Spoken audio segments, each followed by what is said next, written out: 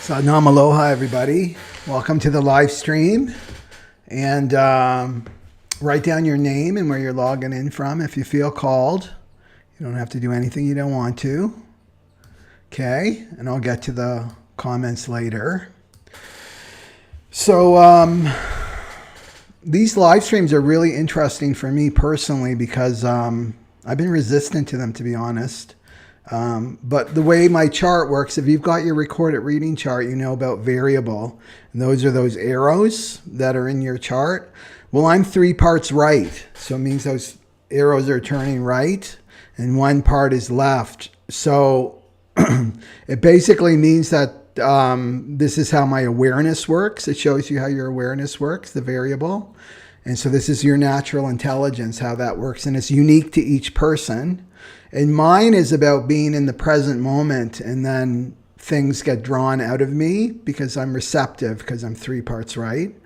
And that means that I take in not just words and, you know, if I'm studying and reading or listening to somebody, I'm taking in frequencies, right? I'm taking in so much, I'm like a sponge, but I don't realize it. And I can't access it myself. I need other people to bring it out of me. So this is why these live streams are so powerful for me too, I must admit.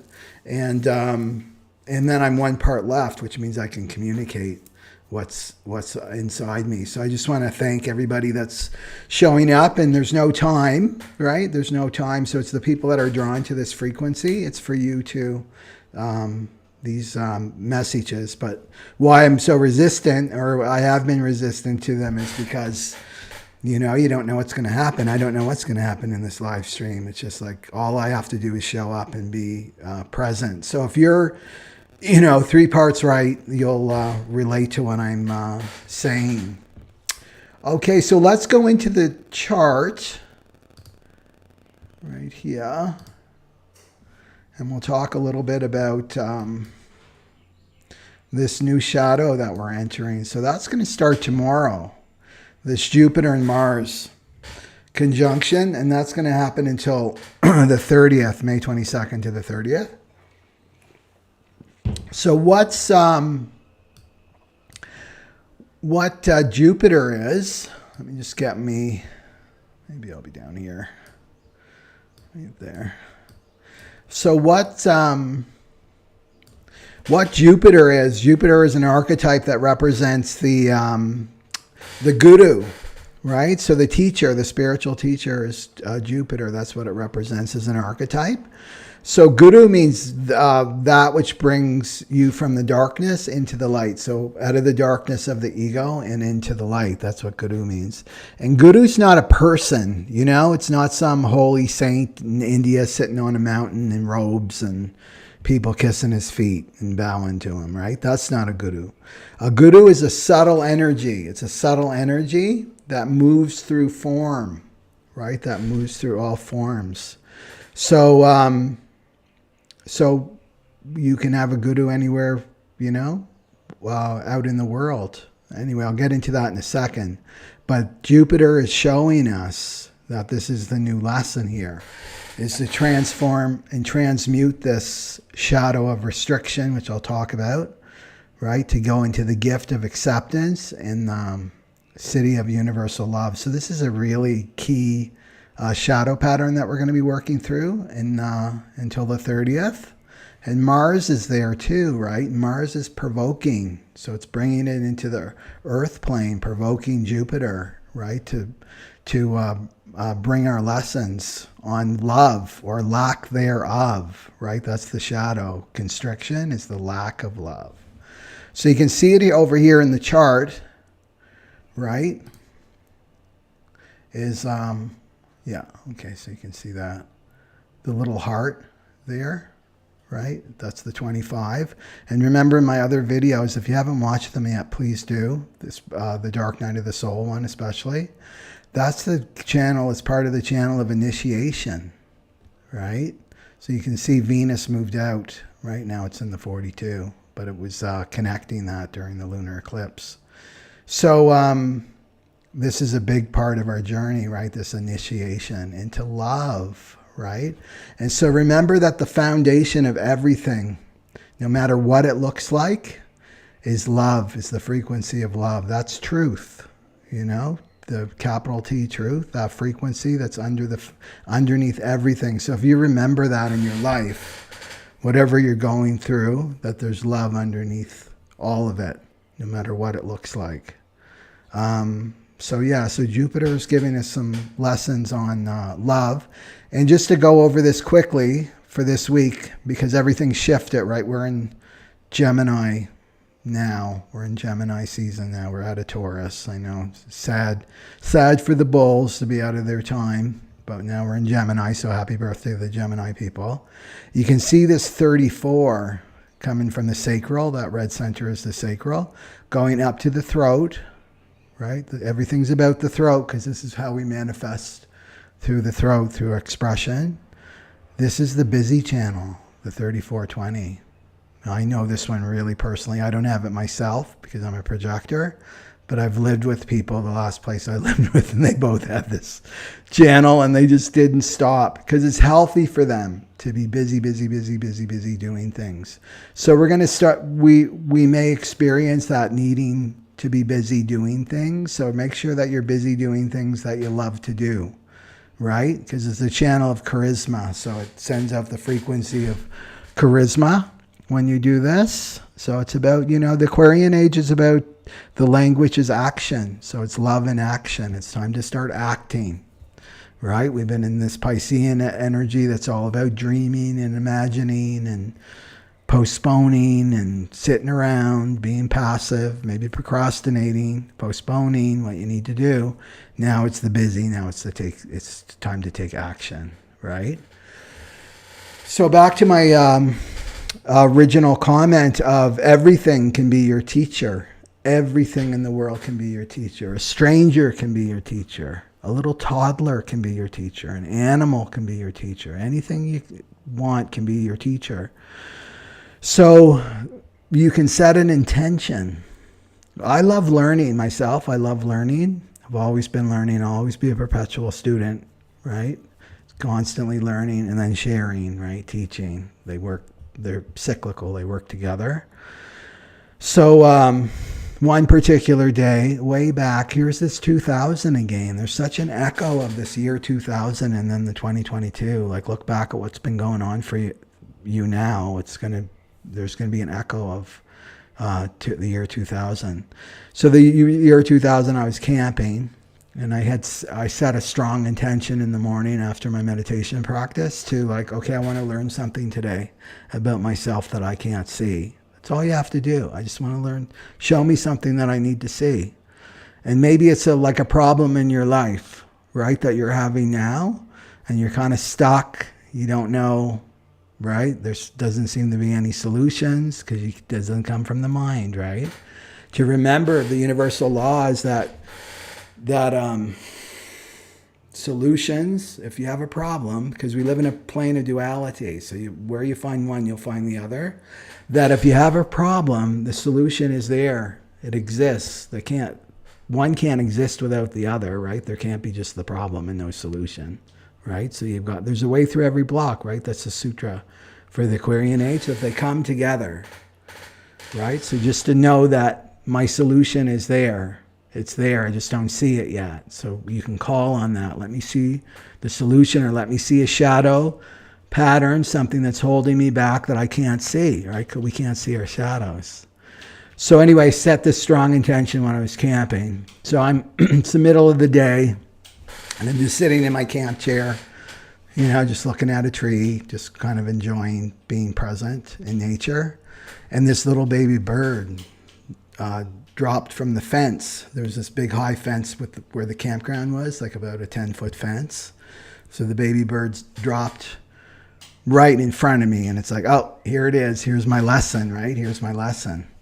So I'm watching this little baby bird, and the mom is up on top of the fence, right? And she's squawking.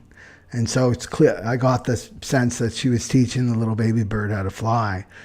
So the baby bird's trying to fly up to the top of the fence where the mom is, and it's like barely getting its wings going, and it's crashing against the fence, right? This baby bird. And it's doing that like twice. And all of a sudden, my mind started projecting onto this baby bird. Why doesn't that mother come down and help the baby bird? Right? Lift it up and bring it up. Why is she up there just squawking right at the top of the fence? So I'm watching my mind doing this, and it's like, oh, here's my lesson. I'm totally projecting my own pain, and this is what this shadow of constriction is about, my own pain onto that baby bird, right? Because I didn't feel supported as a child by my mother, right? My mother was cold and non-affectionate, and, right? Like I didn't get the mother on the Waltons or Little House on the Prairie or the Brady Bunch mom, right? So what the child does is turn that inward, right? It's like, well, I don't have that mother. There must be something wrong with me. I'm broken, you know? So all this projection's going on the little baby bird, and that's the wound that I couldn't see. So the shadow of constriction makes you project your wound out there on the external, and we really do that easily with animals, right? With animals, because they're so... you know, they've got the city, the universal love, right? We really tap into our own innocence when we look at an animal. If you really look at into an animal's eyes, it will make you cry sometimes because you're connecting to your own innocence, right? That innocence of the inner child. So back to the mother bird. What the mother bird was doing was like, she was being a mother, right? She was being a mother. And the mother doesn't come down and do everything for the child, right? That's not a good mother. The mother's got to prepare the child to be out in the world, right? The mother's not going to be always with the child to survive, you know? So that was what the mother was doing was, right? Like, come up here. I'm going to hold the space until you come to me, right? You need to learn to fly. And eventually, like the fifth time, finally the baby bird flies and makes it to the top of the fence to be with the mother, and then they flew away. So this is the Trinity. There's a Trinity that we live with in terms of energy. Is the mother, the father, and the inner child. So we work with these energies inside of us, right? So this is like the acceptance of, you know, like, maybe I didn't have the perfect childhood, just to accept it, not to resist it, and to bring it back to you, right? Taking self-responsibility for yourself. So the mother energy, because you look at the baby bird again, it's like, what did the baby bird, what do I think that baby bird needed? Well, the baby bird needed support, right? The baby bird needed to be told, you know, it's going to be okay. I know you're afraid, but I'm going to be here with you, right? This is the gift of acceptance. It's like, I'm going to be here with you. I can't do this for you, right? Take your suffering away, but I can hold your hand while you go through this yourself, you know? And that could be literally or not. Like energetically, you can be with a person. Like, I'm here for you. I'm thinking about you, how you're doing. Even that, like, that's that mother nurturing energy. So you want to give that to yourself, right? So you want to have like loving self-talk. This is all about love and acceptance, right? That we're humans and we go through times of fear when we're met with a challenge in life. So that's the mother energy, right? The nurturing, right? The emotional nurturing. And then the father energy comes in and it's like, okay, you've been licking your wounds here. Now it's time to get up and try to fly again. It's time to do it again, right? Trying to fly again. Try one more time. That's the father energy. It's like, I have the confidence that you can do this. I believe in you, right? It's like empowerment. So this is how you work with yourself through the challenges. So you don't expect it from other people. And I think I shared this story quickly just with the father energy. I don't know if I've shared this on YouTube, maybe one of my programs or something, that back in 2000 again, this year keeps coming back for me. It's Mercury retrograde too. A lot happened, right, in 2000 for me.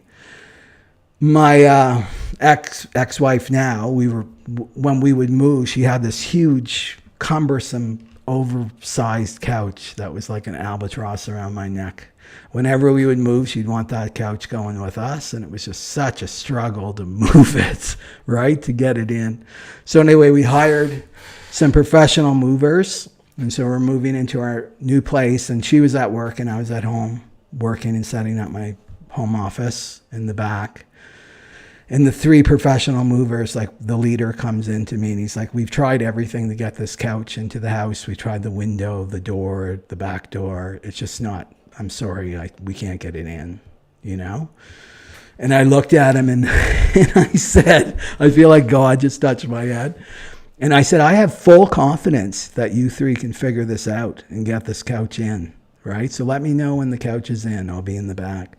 So I'm in the back setting up and I can hear them like grunting and sighing and right, resisting it. And then 30 minutes later, the leader comes in and he's like really excited. He said, we got it in, we got it in, we got it in.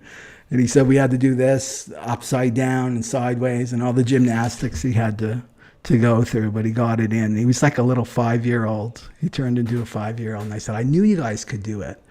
So that's kind of the father energy, right, that we want to bring in. You don't go and do it for the person, right? It's like, no, I believe that you can do it. I have full confidence. So really embrace that sutra is there's a way through every block. There's a solution to every problem. And as soon as you commit to that, it will come. But if you're wishy-washy and thinking, maybe it won't work out, or maybe this will happen or that will happen, this is the shadow of constriction, right? It's constricting that flow, that divine flow, in that wisdom, right, and intelligence to reach you. So what else do I want to say about this? The breath. Okay, let's go to the physical. The breath is so important. If you were reduced every spiritual teaching to one thing, like yogic teaching, especially yogic teachings, it's all about the breath, like follow the breath. So constriction is constricting our breath, right? So we breathe on average about 17,000 times per day, right? We're not even thinking about breathing. It just happens automatically. And yogic teachings is that we're born with a certain amount of breath, right? Prana, we're born with a certain amount of breath. So when our breaths are up, we're up, right? Our life is over when that finite amount of breaths is up. So that's why the control of the breath is so important in yogic teachings, because it elongates your life, your lifespan. So you really want to be aware of your breath, right? And right now, you know, this is about anxiety. Constriction is about, the shadow of a constriction is about anxiety, and that's about being in the head, being in the mind, and not being present. So remember, with the mind obeys one thing only. Well, in the gong, 2 things. But one thing only is the breath, because you can't carry a gong around with you everywhere you go, but you can carry the breath, right? So as soon as, if your mind's racing, it's just slow down your breath, right?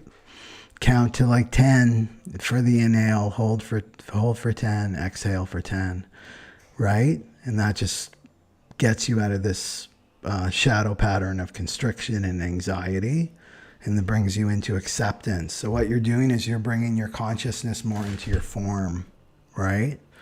With this gift, right? And you can do that anywhere, right? You have your breath, just slow down your breath. Or if you're looking for a solution in your mind, you know how your mind goes. Or maybe you're up late at night and you're going back and forth about, well, if I do this, then this will happen, and that will happen, and that will happen. Or if I do that, this. You never get anywhere. You're spinning your wheels, right?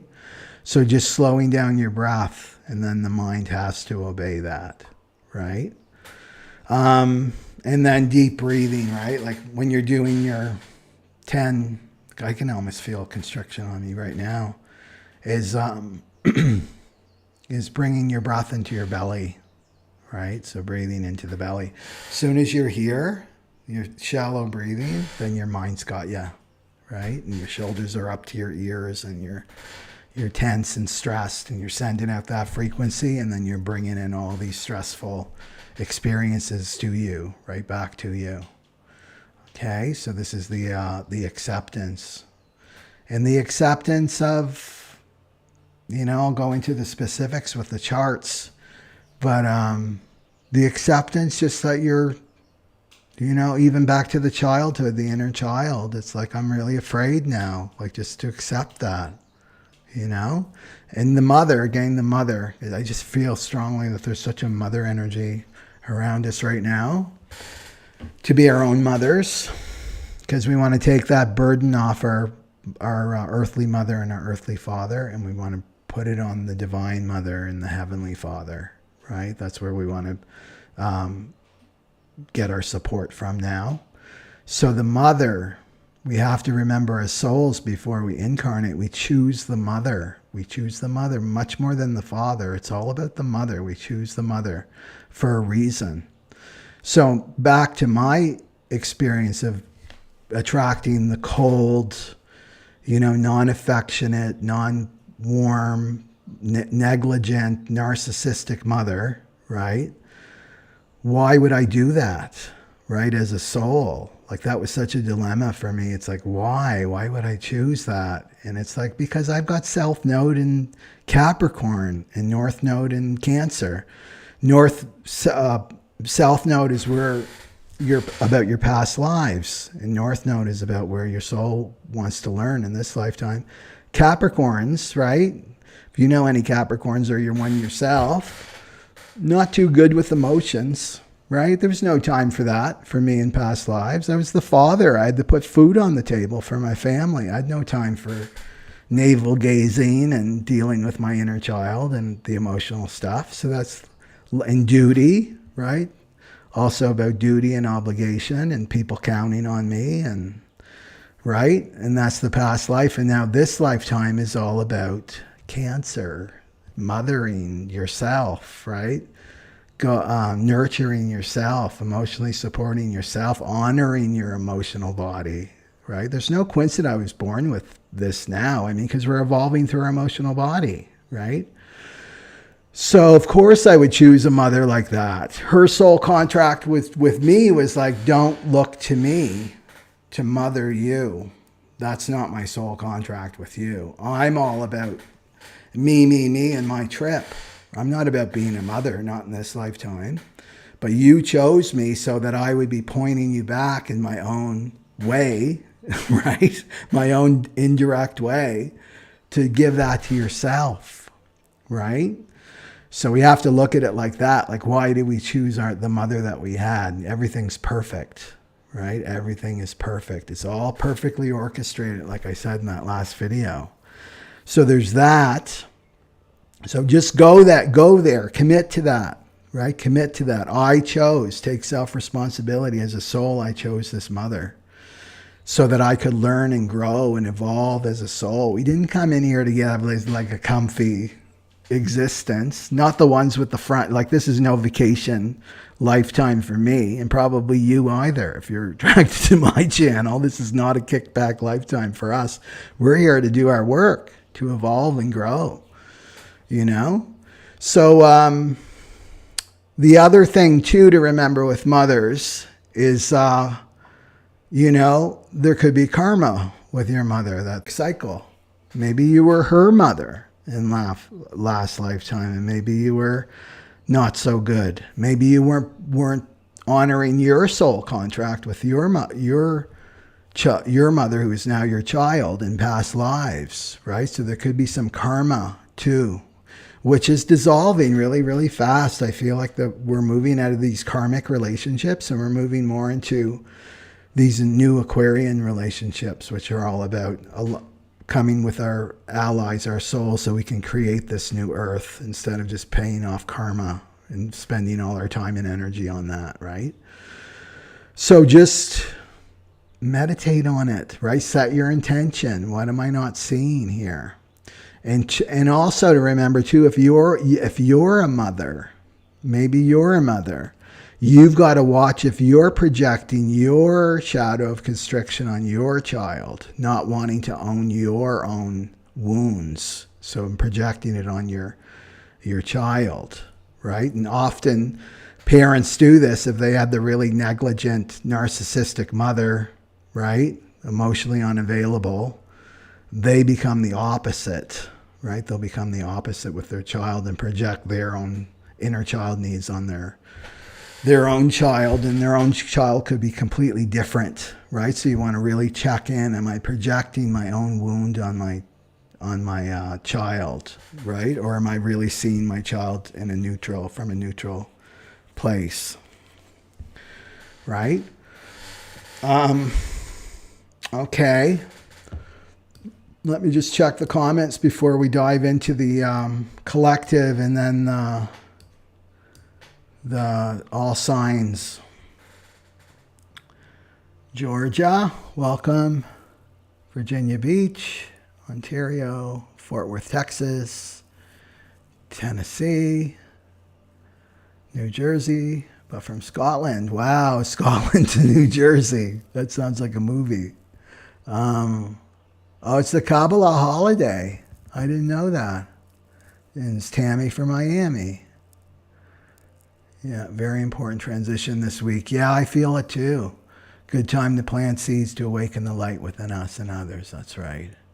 Vancouver Island. What does manifesting from the throat mean? Well, this is creation. We've got our second chakra. We can make babies, right? And procreate, and that's where all our creativity comes from. But this is also, right? These are second chakra and throat chakra are actually very connected to one another. So this is how we, with our words. I want to do a video just on that, the power of our words. Spell. We learn how to spell. We cast spells with our words. And we can put ourselves into a sentence. You know what I mean? Like a prison with our words. Right? We create so much with our words. So it's really important to watch your language, especially when something comes after I am. Because I am that I am. That was what the burning bush was saying to Moses. I am that I am. Right? Jesus, follow me, follow I am. That's what he wasn't saying, follow me, the person. He was follow I am. We're all I am, I am. I am that I am. So to watch that, I am sick, or I am, codependent, or I'm an alcoholic, I love 12-step programs, right? I think they've helped a lot of people, but there's that identity, and it's a stepping stone. So you got to watch what you identify with, right? So there's so much power in our expression. So really watch that. And this is a good tie-in too for the collective that I'll get into. Lisa Myers, yeah, breathing workshops. Very powerful. Rebirthing too. When I found those rebirthing Kriyas and Kundalini Yoga meditation, those weren't published before. I'm like, this is gold. Why isn't this taught?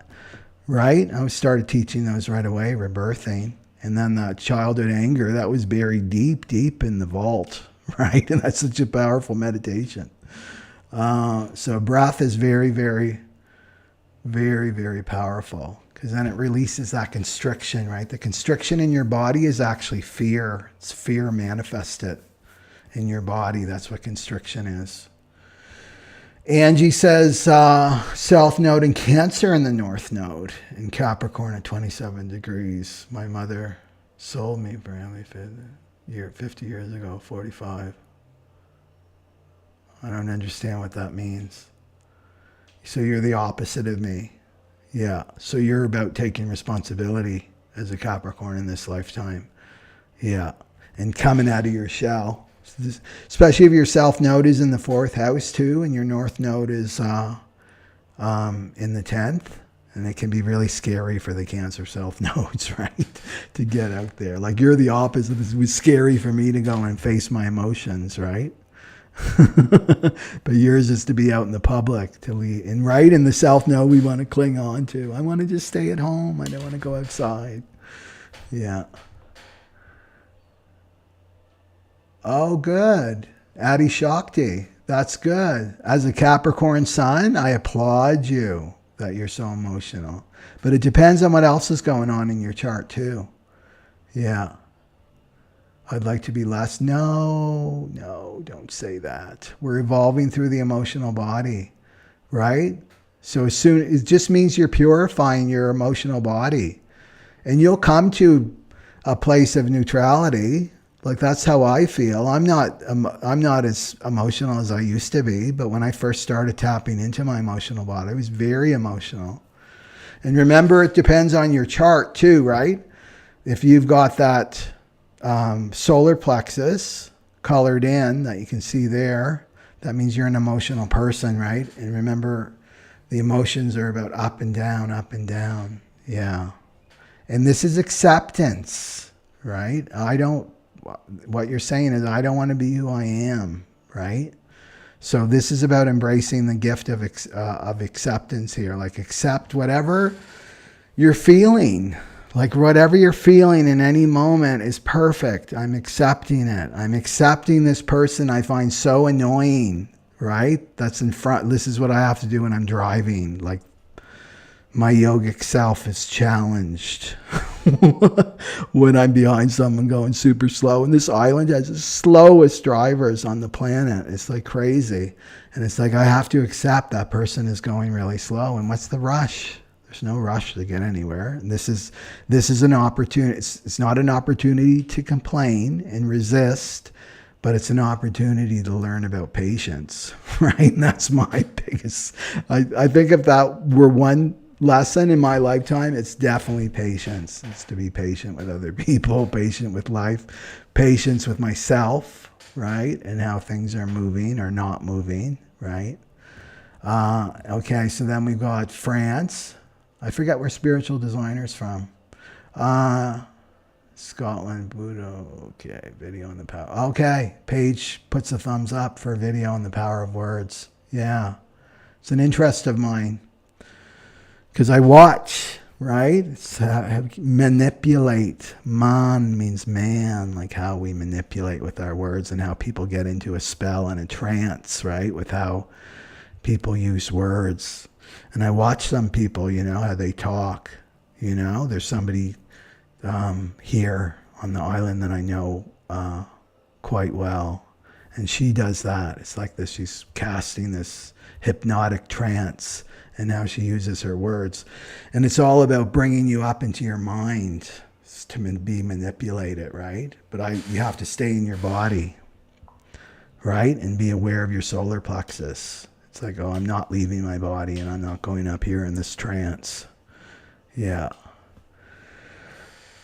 Oh, well, that's it, Adi Shakti. Mystery solved. Cancer rising. Right? That's your school. The ascendant is your school. Yeah, so you're really here about male and female energy too, masculine, feminine energy with that Cancer Capricorn thing. It will be interesting to see what your moon's in too. Okay, so let's talk a little bit about the collective first. And I should get an overlay for the collective to write that down so I don't forget. Yeah. So this is about constricted thinking. The collective is going through, and plus we're in Mercury retrograde still, right? And look at that, it's still in the 8. It's all thinking about being yourself. And whenever you see the 8 and then the 0.6 after, that means we're in a time of great mutation. And that's, Boogie's just having a little nightmare here beside me. He's okay now. So that's about really thinking about being yourself in this lifetime. And like I said, right, life is like ripping the mask off of us. We have to start showing our true face, right? Our true selves now.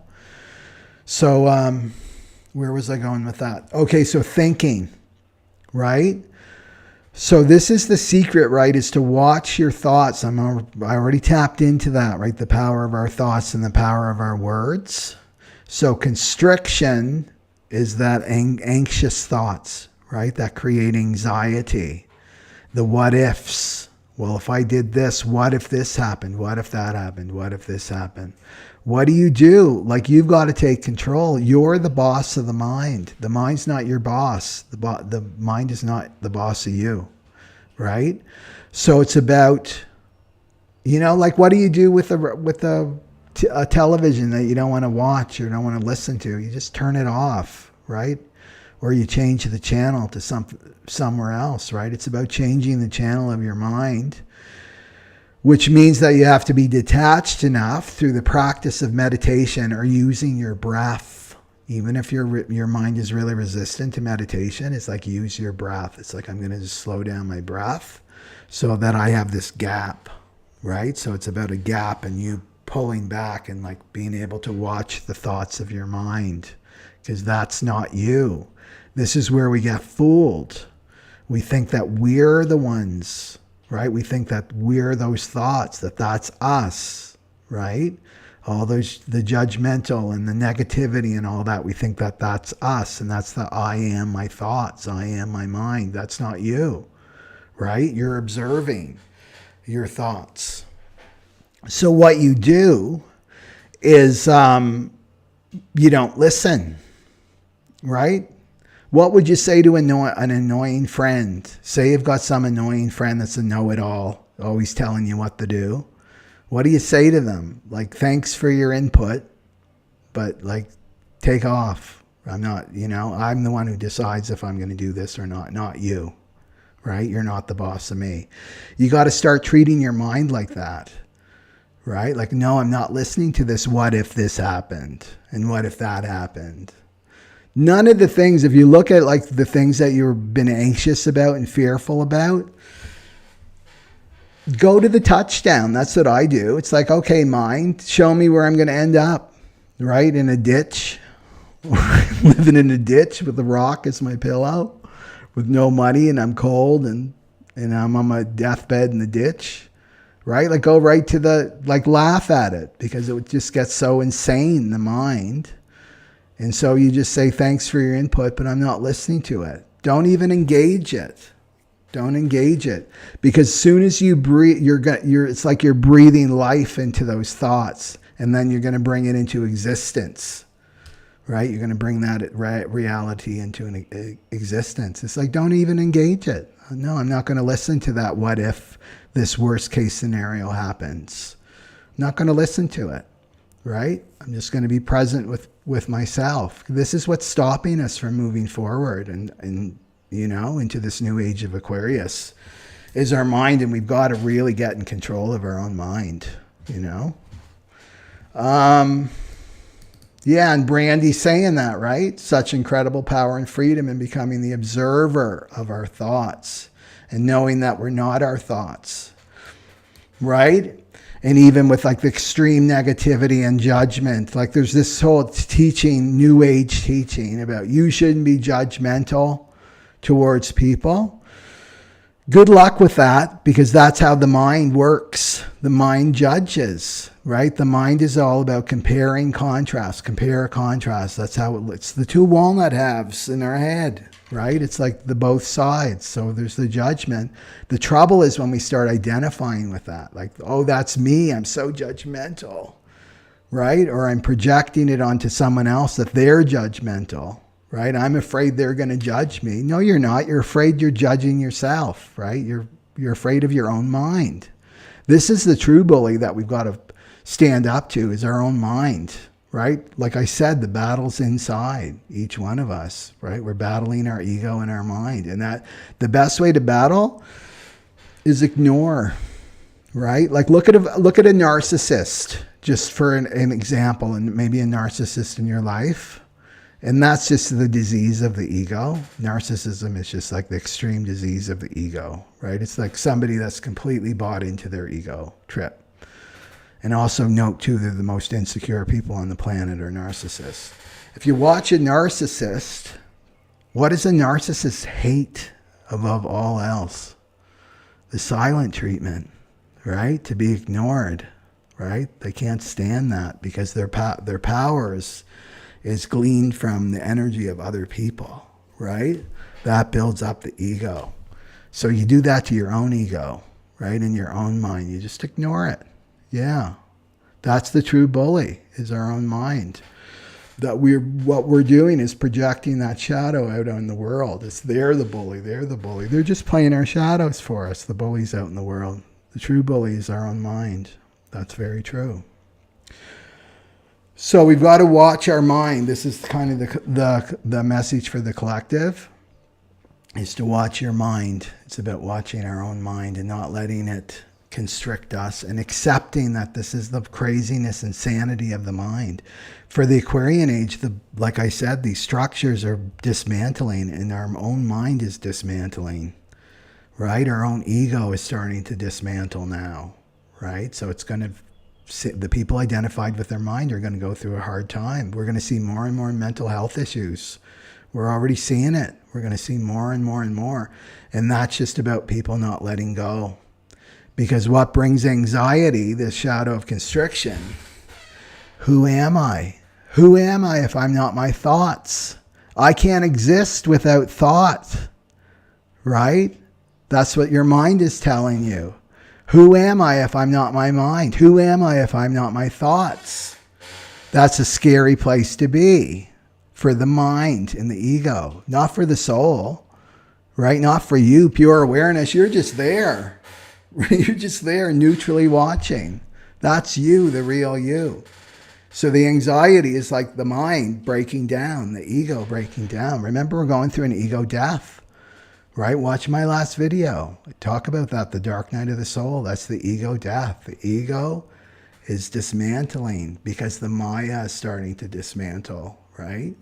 So this is the time to get really aligned with your soul, right? So just accepting your mind, wherever it's at. Like, don't buy into it. Don't buy into the horror stories. That's like the death throes of the mind and the ego trying to stay alive for you. Like, they'll be bringing out all the dirty tricks, right? The ego and the mind will bring out the dirtiest tricks ever to get you.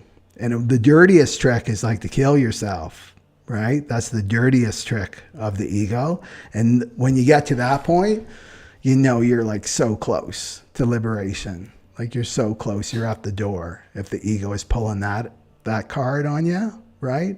And look at the insanity of the ego. Because you go, it goes, right? That's how crazy it is. It's insane, right? The ego and the mind are insane. So, so when we do that, when we bring in this gift of acceptance, and this is accepting yourself, it's accepting everybody in your life, that they're perfect the way they are. You don't need to fix anybody. Just keep your focus on yourself. This gift of acceptance, bringing that compassion to other people. It's like, no, I can't take your suffering away from you. I can't do this work for you, but I can sit beside you while you do this work, right? I can hold your hand and be with you. I'll be with you, like fully be with you while you do this work, right? That's the gift of acceptance. And that's what people want. We just want to be accepted for who we are, who we really are. That's all we want, each one of us. We just want to be accepted and told that we're okay, you know? A lot of people, bad behavior is a cry for love. If you look at it like that, like people who behave badly, they're crying out for love. That's what they really want. This is the lack of love, the shadow of constriction, right?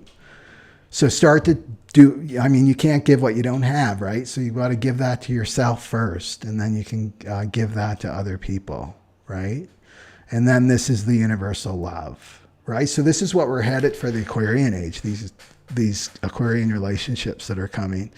This is non-conditional love, you know, unconditional love. There's no conditions attached. There's no ropes attached to why you do things for people, right? That's why we're so moved when we see random acts of kindness, right? I've been at like my lowest, you know, and so in the mind, and it's like the world is hopeless. It's so dark. And something like a random act of kindness, I'll witness it. And it's like the divine is like giving me a gift, like, hold on, right? There's love here, even though there doesn't look like there's love. It's here, right? It's here. That's why we're so moved by random acts of kindness, because it's a reminder of who we really are. That's who we are. Is love, this frequency of love. That's what we're returning to, right? So that's what this 25. So this is big, right? And Jupiter's there, and Mars is there to help assist us transmute this this shadow pattern. Okay. Karen throwing a Yogi Bhajan quote. Look at you. If your mind is louder than you are, then you're insane. Yeah. Yeah, that's totally aligned with what I was talking about. Yeah. You want the voice of your soul that's louder, right, than your mind. But you got to be in control of it, right? You got to control your mind. And that's, you got to shower it, right? Like I said in the other video, right? You don't want the stinky mind. And this, the soap and cleaning the mind is through meditation so that you're clear, right?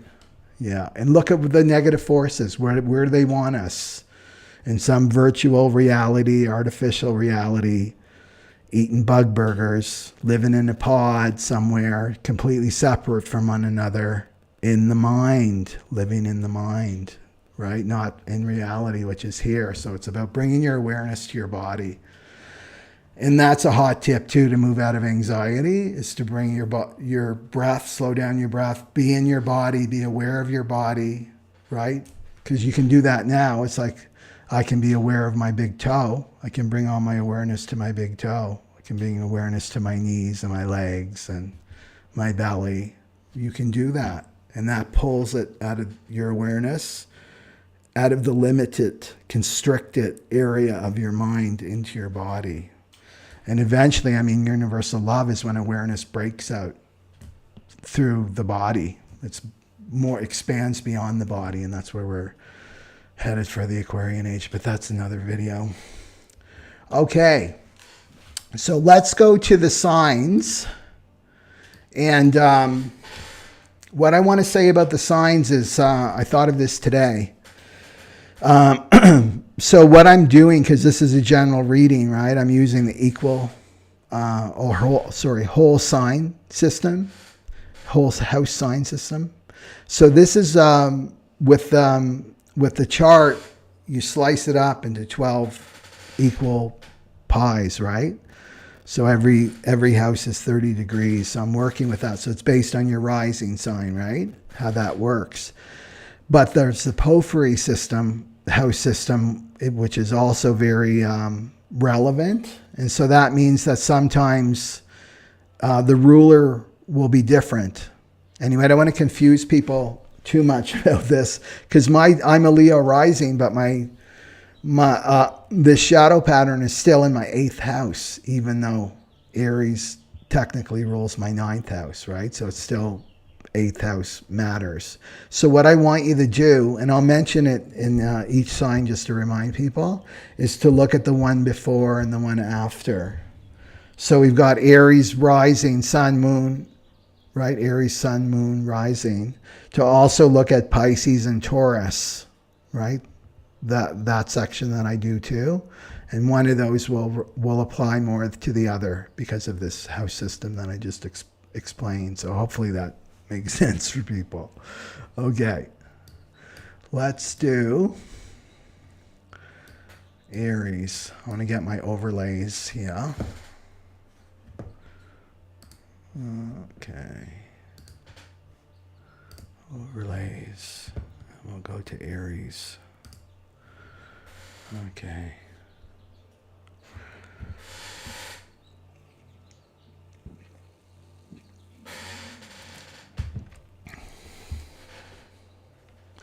So Aries, sun, moon, or rising. You want to also look at Pisces and Taurus for you.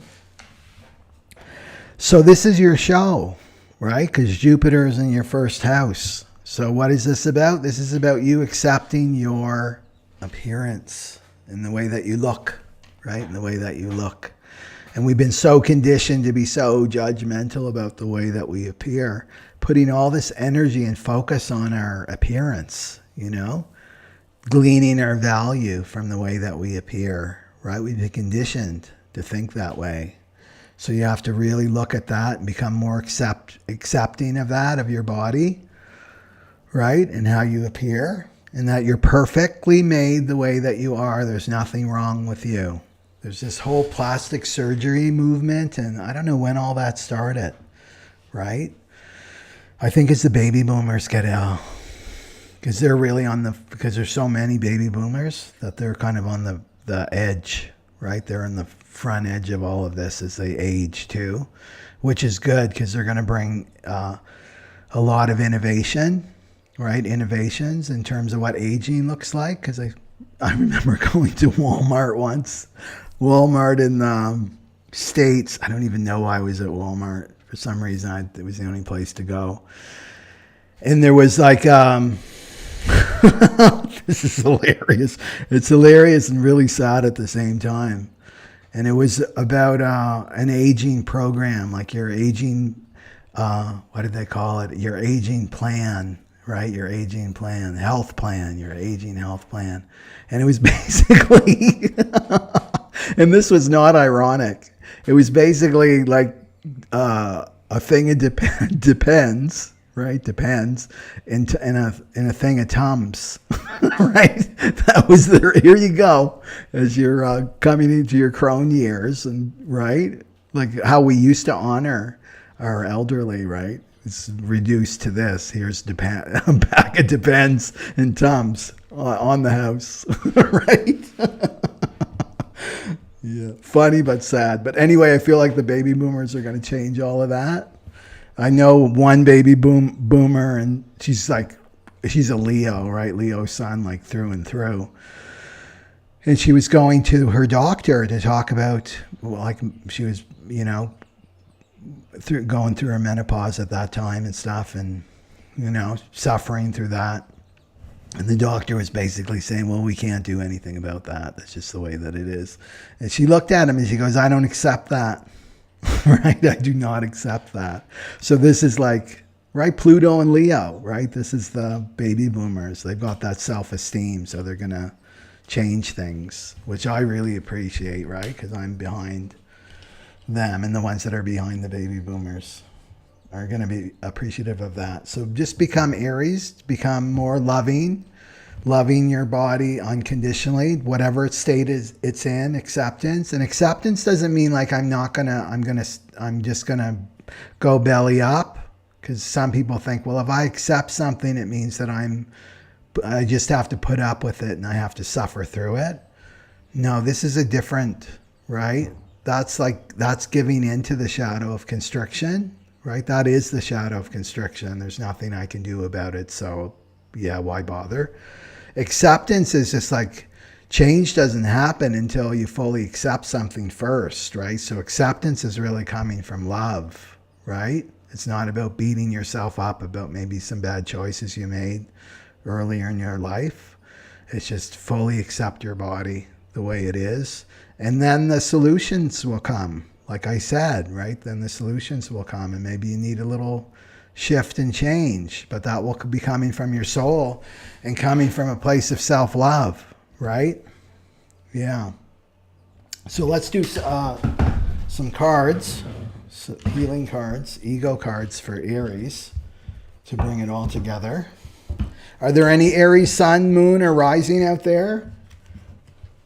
And remember to also look at Pisces and Taurus too, Aries. Okay.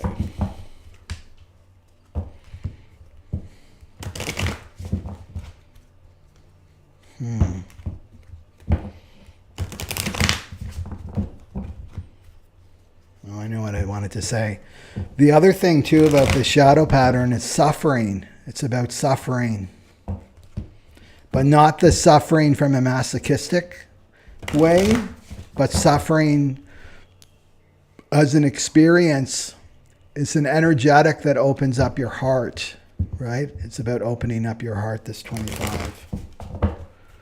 Okay. So what do we got for Aries? What's the ego telling Aries? What's that ego saying to Aries? 2 came out, not on purpose. So it's the shadow, right? The shadow card, and then taking. So this is saying that you could be projecting that somebody's taking from you, right? Because shadow is all about something that we're doing ourselves, that we repress, we stuff down, and then we project onto another, right? It's not about blame. It's just how we work, right? How the shadow works. So this is taking. So, right? So it's who are you projecting on that you believe is taking from you, taking your energy, taking your self-esteem, right? Taking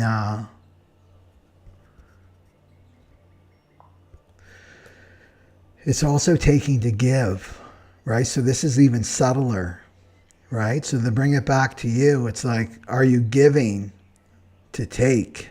Do you know what I mean? Like I'm giving a compliment, to just bring it back to the body in the first house. I'm giving a compliment to my friend about how great she looks.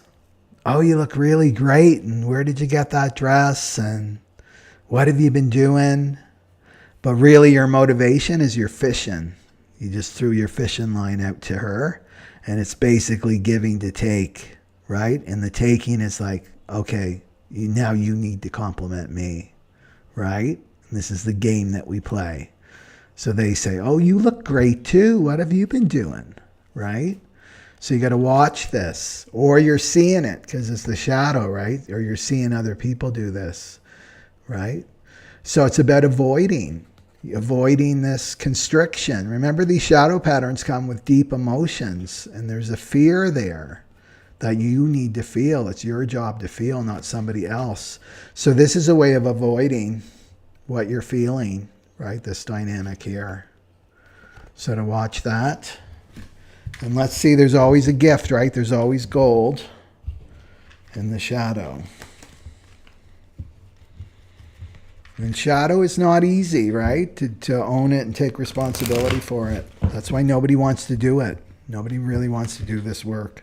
But it's so beneficial to look at it in truth, you know? Okay. So what's the gift for Aries? Besides universal love, I mean, that's a huge gift. Okay. So it's remembrance. It's called remembrance. And it's a person with a little, like there's a little thought bubble above their head. You see them, they're walking down the country road. Is a little angel. So this is about remembering who you are. Right? Not playing these games. Giving the take, these like ego games and mind games that we all play, you know? We've all been here in this place. We got to stop throwing harpoons at one another, right? It's that hooky relationships. We trying to get our needs met through other people instead of giving to ourselves, right? So this is remembering that you're much greater than this, right? You're much, much greater than this. Like, think of the great masters and the avatars that have walked this planet, like Jesus. If you saw Jesus, who can turn water into wine and, you know, one fish into thousands of fishes, and bread, one loaf of bread into thousands of bread, and feed the hungry, right? And you saw Jesus on the corner with his little begging bowl, like begging for a couple quarters so he can get a coffee, right? What would you think? That this guy's insane. He doesn't remember who he is. He doesn't remember his true power, right? So the first house is also about how you show up in the world. So you got to start showing up, not small, right? And playing these manipulation games, but to show up as yourself, your powerful self, like to transcend that, right? Yeah. And to receive. That's all the other message I'm getting to, is to receive from the divine. Yeah. And then once you receive that, then you can actually truly give to others. When you have no needs, do you know what I mean? We have basic needs like food, shelter, clothing, but I mean like spiritually no needs for that other person to validate me or make me feel good about myself. It's refreshing to be around a person like that. You can feel when somebody wants something from you. Do you know what I mean? And they're hooky, like they're throwing hooks at you, right? It doesn't feel good. You don't want to be around them, right? So when you start taking self-responsibility for your own needs, and it's like dealing with your own self-esteem and your own body hatred that you may have, you know, people are going to want to be around you. I wouldn't be surprised if you're isolated a little bit, right? Because of that. That's what the universe does to us, so that we deal with ourselves, right? Okay.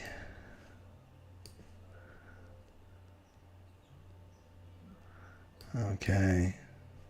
Brandy was saying, oh, Brandy's in Aries. Awesome. Okay, we got the horse's mouth here. I noticed that what was coming up for me was questioning the motive of others who were giving to me. Like, what did they want from me? That was a fascinating thought. Yeah. Yeah. So bring it back to yourself, though, right? If you spot it, you got it. That's the mantra for the shadow, right? So if you're suspicious of somebody, like, what do they want from me? It's like, because you do it too to other people. Yeah.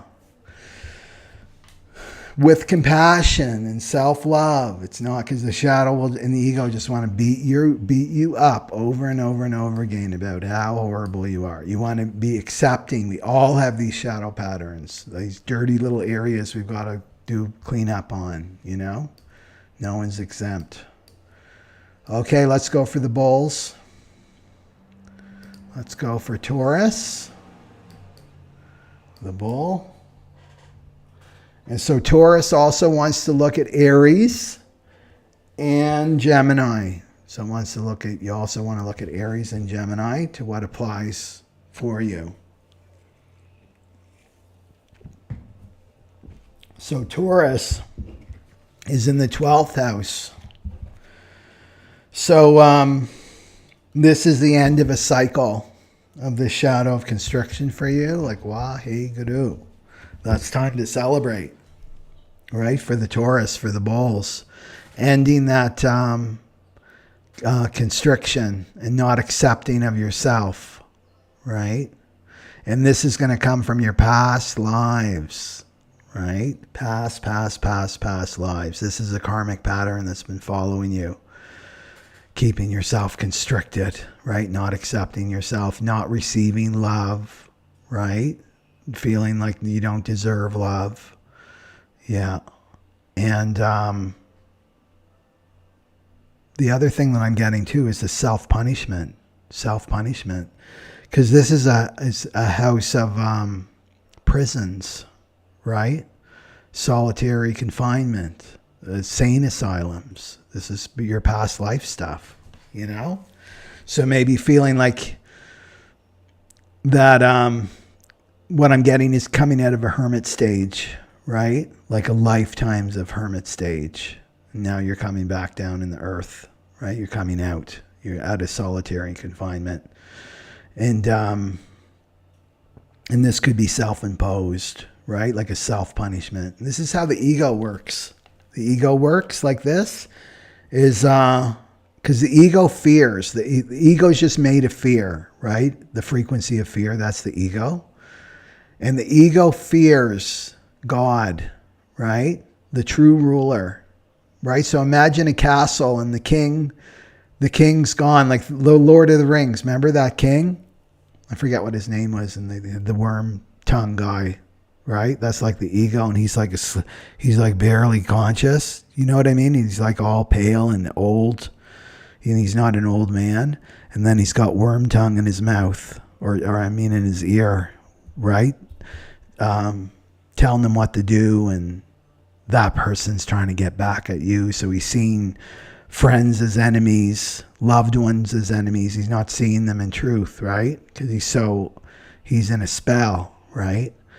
That's what this house is like, this 12th house for you, right? You're not allowing the love in because you can't see it, right? You're under the shadow of constriction. So you're coming out of it now, right? That's what I see. And opening up to universal love, right? And accepting yourself, like all parts of yourself. So this is huge for Taurus. Let's look at the cards and we'll bring it all together. And coming out of sleep, right? This is the house of sleep. And maybe you've been in a cycle where you've been alone for a long time, you know? In solitary confinement. Okay.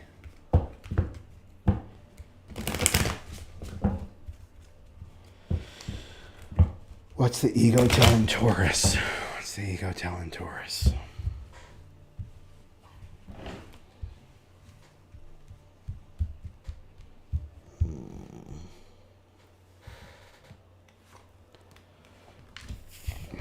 Interesting.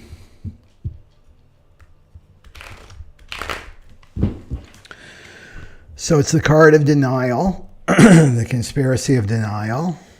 And denial is one of the 6 primal wounds of humanity. And it has to do with relationships.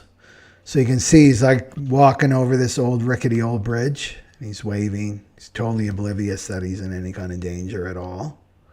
So this is ignoring something in your life that's constricting you. And right away I want to go to your mind, right? Your mind. And this is the subconscious mind. The 12th house is your subconscious mind and the unconscious. But your personal subconscious mind could be, because again, the power of thoughts and the power of words. That most people are driven by their subconscious mind. You know, if you see that picture, that famous picture of the iceberg, and there's like the little tip, right? Just coming above the water, and then the huge ice, the rest of the iceberg, like it's massive, right? It's like 90% of the mass of the iceberg, and the top part's only 10%. Well, that bottom part is your subconscious mind. And that's what rules you. Right, can rule you. It rules most people. That's when you're driving, you know, when you drive somewhere and then you get there and you don't remember how you got there, right? It's habits. Your subconscious mind was driving the car. It can serve us, right, like with things like that. So we're not learning the drive over and over and over again. But where it doesn't serve us is these subconscious patterns, and these get laid down in your past lives, right? They're going straight back to your past lives. And this worm tongue, right? This ego, this like really negative, toxic ego, and your mind being really suspicious of people, looking at them and like, what do they want? What are they up to? This person's way too good to be true. They want it. They're going to hurt me, right? They're going to betray me. All the past life traumas, right? So this is what's coming up. You may not even be aware of it, those subconscious thoughts, but reality is aware of it, because that's exactly what you'll draw into your field of experience, right? If you're having thoughts like that, then you're going to attract in betrayal. You're going to attract in whatever that trauma that you haven't dealt with. And so the hot tip here with the subconscious mind is Kundalini yoga and meditation. It's so good for bad for the mind in that way, right? Because it loses control over you. And the ego is called Kirtan Kriya. And that's really good at cleansing the subconscious mind. And he uses the mantra Satanama, right? Satanama. I think I have that YouTube. Just type it in, Kirtan Kriya. I think it's on my channel. I'm pretty sure, because it's another go-to meditation for me. But as you so Sata Nama is the 5 primal sounds of the universe, right? Sata Nama, and that's right, and the ah sound. So that means life, death, rebirth, right? Infinity, life, death, rebirth. Infinity, life, death, rebirth. Oh, it's the cycles of creation that you're chanting. And so what this does is like it brings pressure points to where those patterns got laid down in your brain, right?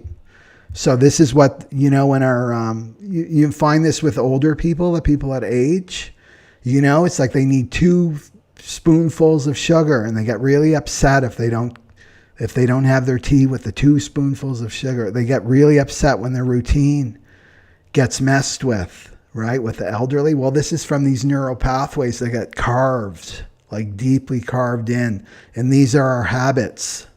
It's like taking the same route, right? The same route, like say you're going to the grocery store, you're taking the exact same route all the time, right? And it's like an unconscious pattern. So these patterns can really get laid in, and this meditation breaks you out of the patterns, right? So that you form new neural pathways that are more creative and more expansive, and then you get out of this constriction. So that would be a good meditation for you to practice, Taurus, to move out of this denial of these subconscious patterns that are ruling you, right? And your life's going to show you where you're being ruled, where it was like, wow, I really didn't see that person clearly. Like I was so off about this person, whether I didn't really see their true nature, whether that's good or bad, right? Yeah, so this is what this denial is showing you. And that's what I noted. See is the subconscious mind is at play there, right? Being in the 12th house. So let's see what the gift is under denial. Or maybe you're projecting, right? To bring it back to shadow, projecting your own suspicions on other people is really about you not being upfront, not being honest. Again, put your prayer out. Like, what am I not seeing? Teach me today. Let life teach me what I'm not seeing in myself. Okay. Yeah, the subconscious mind is constricting your energy. Okay, what's the gift under denial? What's the gift under denial? For Taurus, what's the gift? Look at that. It's destiny. It's a destiny card. So it's a person with their arms right in the victory sign with their arms up like the Y. And then the rainbow coming across this person. So this is coming out of you from denial into destiny, into your destiny. Out of denial into your destiny. Yeah. Could be a denial too of your true power, right? Because that worm tongue, that ego can be telling you that you're inadequate, right? You got nothing to share, you got nothing to contribute to the world. And especially because it's the 12th house, so it's the end of a cycle. Some cycle is ending for you. So it could be a role that you're playing in your life, like mother. It could be the role of a mother. So mothers are always going through transitions as their child grows up. Could be a teacher, whatever your job is, or your career. Something like a whole self-concept could be coming to an end, right?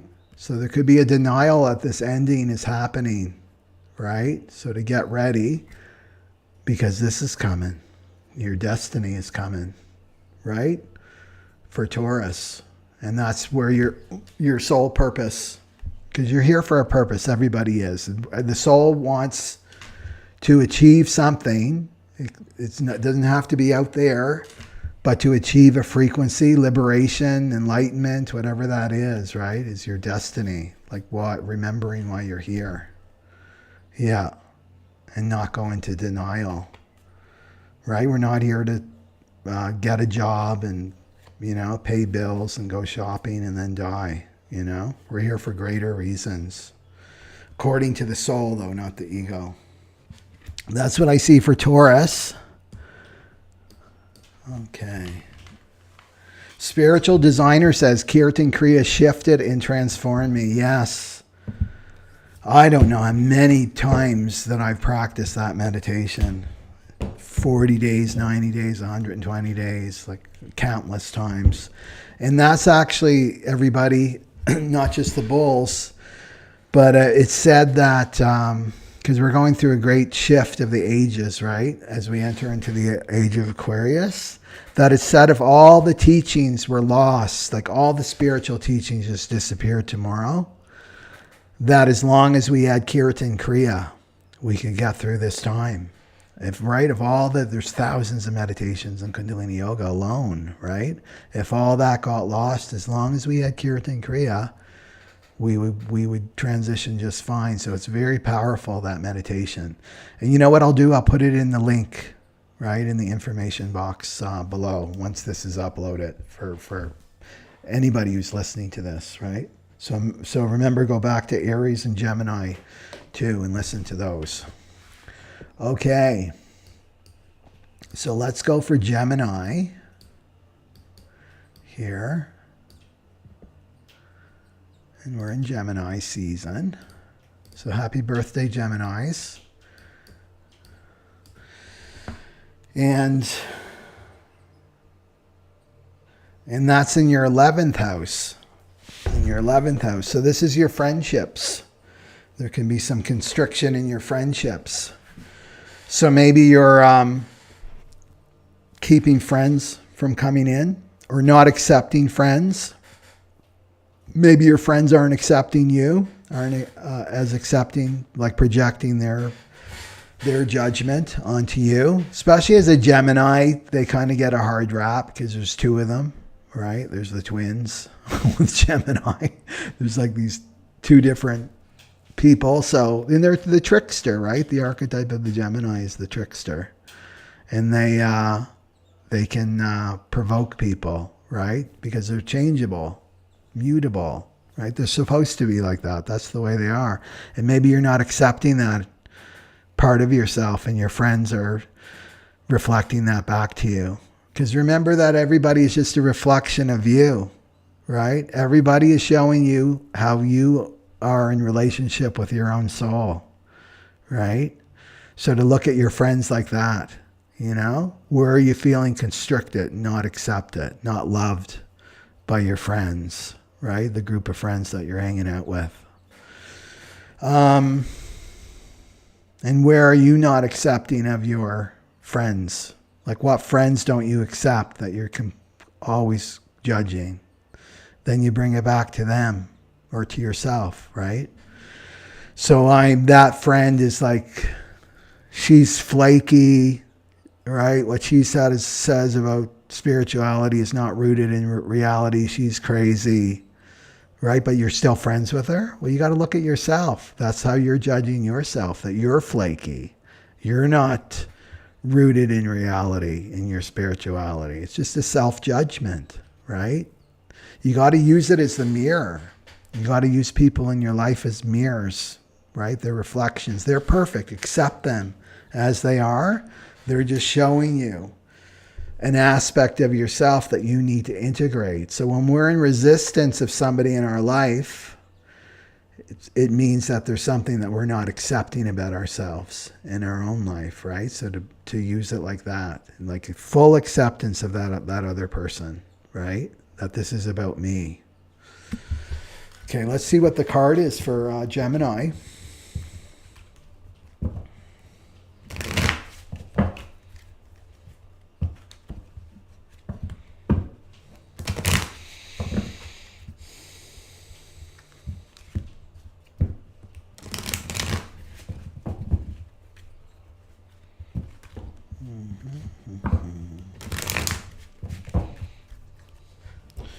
Okay.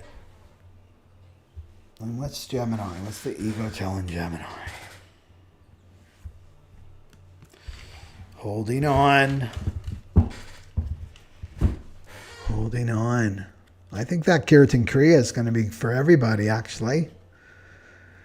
Because this is the Kirtan Kriya is a remedy for this too. So look for that meditation in the information box. So this is holding on to friends, right?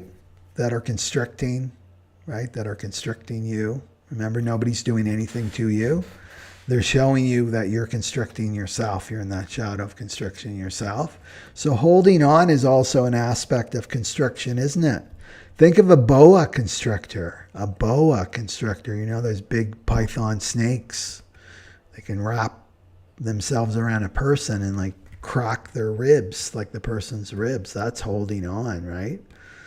That's this shadow of constriction, holding on. So just because it's in the 11th house, it's holding on to friends that no longer serve you. They're no longer a reflection of you or where you want to go. That this is saying to let that go. So when we do that, when we let go of friends because they're a mirror, the reflection of us in that time and space, we're really letting go of like an old identity That's why it can be so painful, why we don't want to let go of certain friends, because what goes with that friend is this old identity that's attached to that friend. You know what I mean? Yeah. Because really there's many of us that exist in a sense, right? There's me, but I exist in all the people that I know in their minds, like you watching. You're going to have your own experience of me. Someone else will have another experience of me, right? The friends here have their own unique experience of me. None is the same.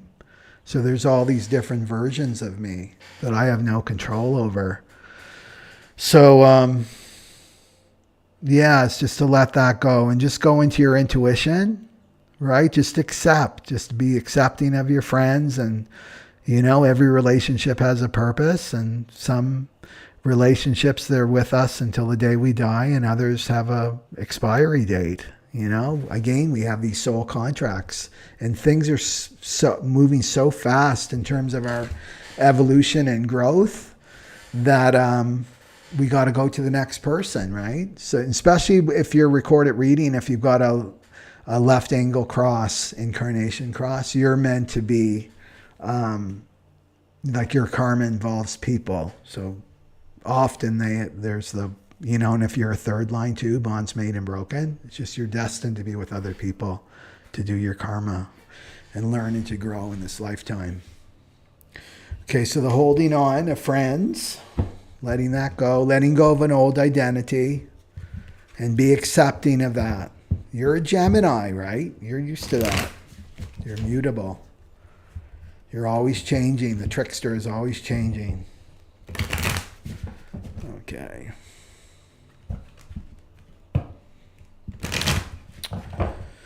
Okay. What's the gift for Gemini? What's the gift for Gemini? And you're holding on. What's the gift? This one. Oh, this is great. Asking for a miracle. So it's a woman reaching her hand up into the light, asking for a miracle from holding on. Yeah. So this, to me, is saying that this is really challenging for you. This could be like a long-term friend, right? So ask for a miracle. We have to become miracle-minded now, right? That asking help for the divine to help you to let go, right? To let go. And magic happens when we open ourselves up to the divine, but we have to ask. We have to ask. We can't just expect someone to come in and do it for us or let fate handle it. Have you ever been in that space too? It's like, well, I'm just going to leave it up. This resignation, which is also the shadow of constriction. That's not acceptance. I'm just going to resign. I'm not going to do anything. I'm just going to let fate handle it, right? And it's like, no, this is showing you that you have to initiate, right? You have to make this happen. You've got to, and this, it's not just about making it happen. It's about facing your fears, right?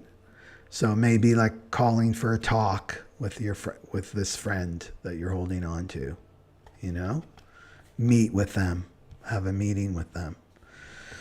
And letting it go. And the other thing too, it doesn't have to be literal. Like some people think, well, it's literal that I'm actually letting that friend go and I'll never see them again. Well, it could be like letting go of an old dynamic, an old energetic dynamic that you're letting go of.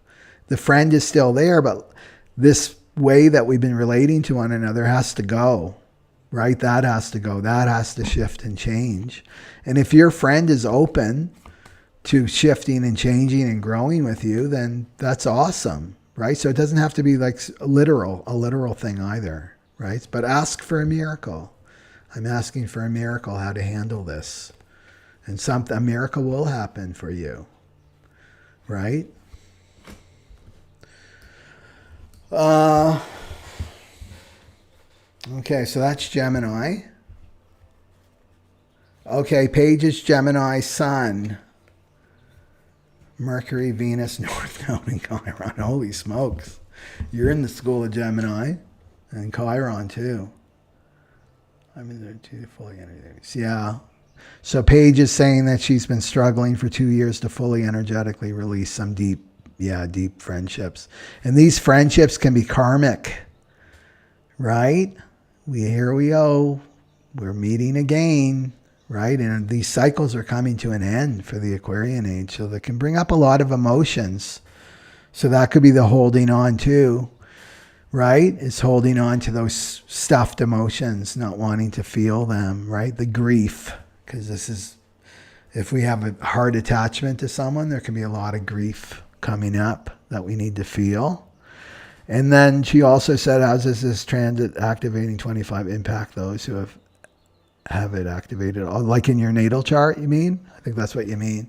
Well, you're going to feel it doubly so, right? You're going to really, really feel it doubly so. Yeah. Right? Just like if you have a Mercury, if you're born with Mercury retrograde, then you're going to feel it, right? It's going to just feel not normal to you. The 25 is just going to feel normal to you. Okay. Okay. Now let's go for Cancer. Cancer.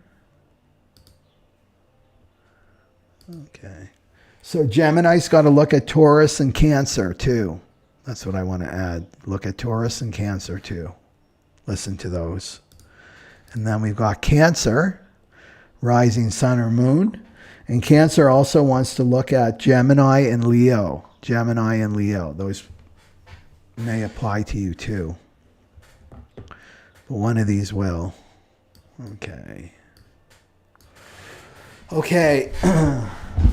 So Cancer is in the 10th house, of course, in your 10th house.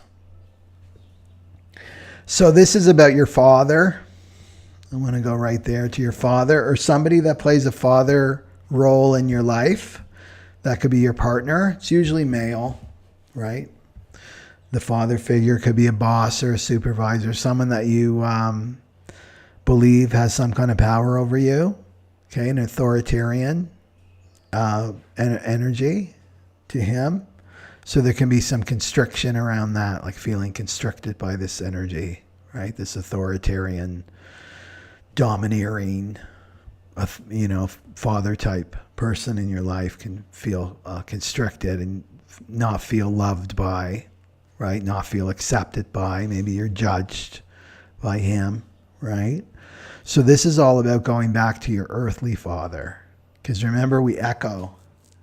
If we have issues with our earthly father, our earthly mother, we'll attract that in another situation, right? In another person. We don't escape.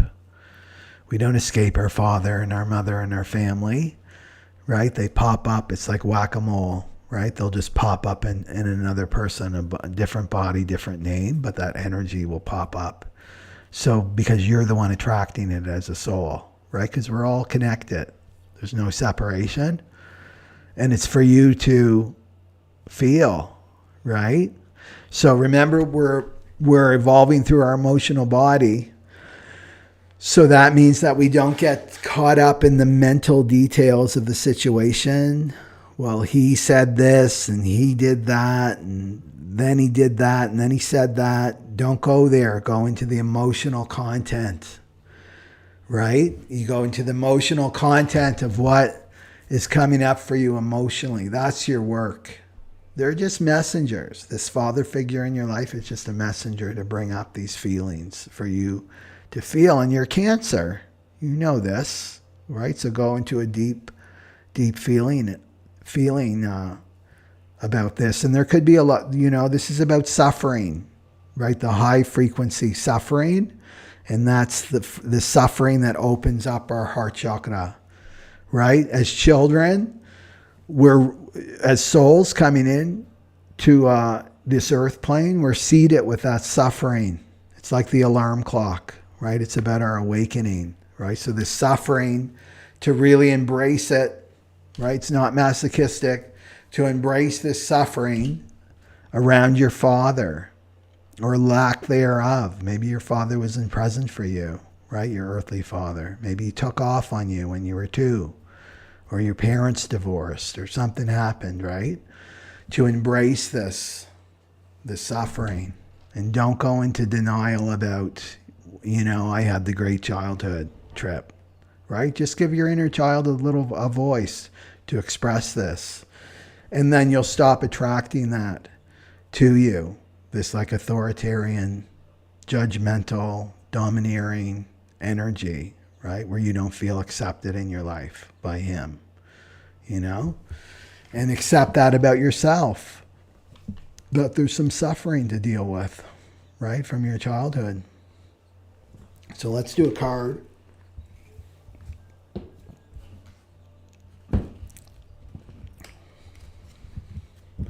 And everyone suffers. It's part of coming in, like the factory model, right? As a human, we've all been seeded with this suffering because it's the alarm clock that goes off, so that we start to awaken through our hearts and our feelings, our emotions. Okay. What's the ego telling Cancer? What's the ego? It's 15:15. What's the ego telling Cancer? Oh, we got 2. 2 came out. So we've got the busyness card, and we've got the family card. So that totally is a validation that this is about your father, or lack thereof, right? So father issues, mother issues. If we have issues with our mother, that will be mirrored by relationship problems in our life, right? That's always a sign. This is about the mother wound webinar, right, that I did. It goes back to your mother, issues with your mother if you have relationship challenges. And then issues with your father, career and prosperity, right? Self-esteem issues. That echoes back to father issues. So this is saying that this is family, right? So feeling constricted in your career, right? Like nothing's moving in your career because you've got to deal with some stuff, right? You got to deal with your father issues. This is about you healing, and accepting all parts of yourself. Healing comes from the root word, the same root word as wholeness. This is what we're doing. We're bringing all these aspects of ourselves back that we left behind. Remember, as children, we fragment, right? We fragment, and this means we fragment into different personalities, right? In order to cope, right? In order to survive in our family. And then we're bringing all these fragments back, right? These fragments aren't who we really are, right? They're inauthentic selves. So that's what I see here, is coming back into your authenticity and taking back your own power, not letting somebody else dominate you, make the decisions for you and things like that, right? That you become your own father, right? And this is calling on the Heavenly Father for the confidence that you need to move forward, right? With your career especially. Yeah. And then the busyness. So the ego is telling you to be busy, busy, busy, busy, busy.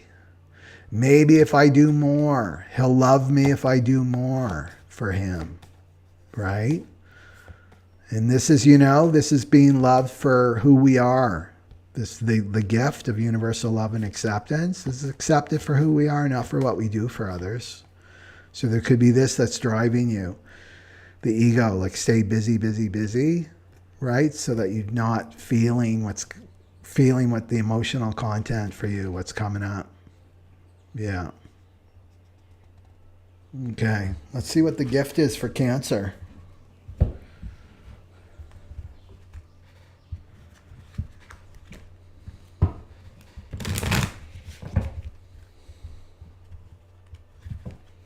Or maybe this person who's playing the role of your father right now is busy.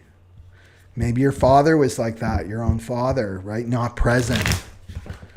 Not present. Like, sure, he was there in body, but he wasn't present. You know what I mean? He wasn't emotionally available for you. He didn't notice you. unless you were doing something for him, right? Then he would notice you, right? So you got to really dig out these dynamics, these family dynamics, because they're inauthentic and they're wasting your energy and they're keeping you from your purpose. Okay. And what's the gift for Cancer? What's the gift for Cancer? Oh, oh, this makes sense. Okay. So we got the Resurrection card. So it's a person on the hospital bed, right? Lights coming on, lights coming out off of his body. This is resurrection, resurrection. So you got to start resting. I wouldn't be surprised if Cancer's like manifesting illness, some kind of illness that they can't get over, because the soul wants you to stop. Stop all this busyness. Work, work, work, work. Carrying the load. Maybe carrying your partner's load too. Maybe this father figure is your partner, right? Doing way too much at home. Then trying to support too. You're out in the world, right? You're bringing home the bacon, and you're also cooking the bacon. You know, you're doing too much. That's what this is saying. For your family to keep it together. So this is a learned pattern, right? This is a learned habit, a pattern. And so the gift here is you need to rest. That's what this is saying. You need to rest so that you can be resurrected, right? So the true you can be born. And to move out of this is false and inauthentic, and it's an old pattern from childhood, you know? And the thing is, when we, the mind and the ego will tell us that, well, this victim consciousness, well, if I don't do it, he won't do it, right? It won't get done, so I might as well just do it. It's like, no, you let go, right? You let go, and saying this is from self-love. This is what this is saying, from self-love. It's like, I can't do all of this. I can't be out working, and I can't be doing this too. You know, at home, you got to start pulling your weight, you know? And then you step back.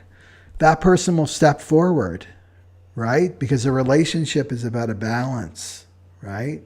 But if you're busy trying to do everything, then that it's off balance. That person has no reason to step up, right? That person will feel, your partner's going to feel when things are out of balance. Right? It's the teeter-totter. Remember the teeter-totter when you were a kid?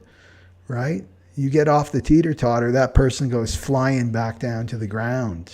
You're the one that's holding this illusion together, right? It's your job to end it, right? And it comes from self-love. So I imagine your soul is showing you big time that you can't go on the way you've been going on, you know? This is the dark night of the soul, right? The divine intervention starts coming in. Yeah. Okay. So to rest. Yeah. These are powerful times that we're in right now. Like we truly are evolving and changing as a species. We need to take care of our bodies, you know? Okay. But Cancer, they like to cling. They like to cling to old ways and old habits, especially for the ones that they love, you know? Okay. And then we're for Leo. And Leo's in the 9th house. So Cancer, you want to check out Gemini and Leo too. Cancer wants to check out Gemini and Leo. And Leo wants to check out Cancer and Virgo. Leo wants to check out Cancer and Virgo too. So one of these are going to really apply to you. So the shadow of constriction happens in your 9th house. So the 9th house is all about inspiration. So your inspiration being constricted, right? Your worldview being constricted. Your optimism being constricted. The shadow of constriction. So this is about, to me, it's about your beliefs. It's about your belief system. So if your belief system is like, shitty things happen to me all the time, things always go wrong, when's the shoe going to drop, the other shoe going to drop, right? Not looking at the positive, the opportunities that are coming to you, only seeing the negative and what's wrong, right? What's missing, focusing on what's missing. That's just going to attract more of what's missing, you know, how our mind works. So this is constricting, right? And it's keeping you away from that pain, right? The suffering that I'm talking about, this pain that comes with the shadow of constriction. So it's about becoming more optimistic, right? About life. Like just go into that total acceptance. My life is perfect the way that it is. It's not missing anything. And Leo, even if you look at your life right now, like right now, is there anything wrong with your life in this very moment, right? You have everything that you need. And if it's not there, it's not supposed to be there yet, you know? So it's about trusting, right? With the ninth house in that position. And being open to inspiration, right? Being open to inspiration and following your heart, which is so funny too, is each of these shadow patterns are connected to an animal totem. And the animal totem for the 25 is the lion. And that's Leo, right? Leo the lion. And that it makes sense that it would be the lion because it's the heart, right? It's all about the heart. The 25 is the heart in love, in universal love. So just having a more really watching your mind, right? Because the ninth house is the higher mind.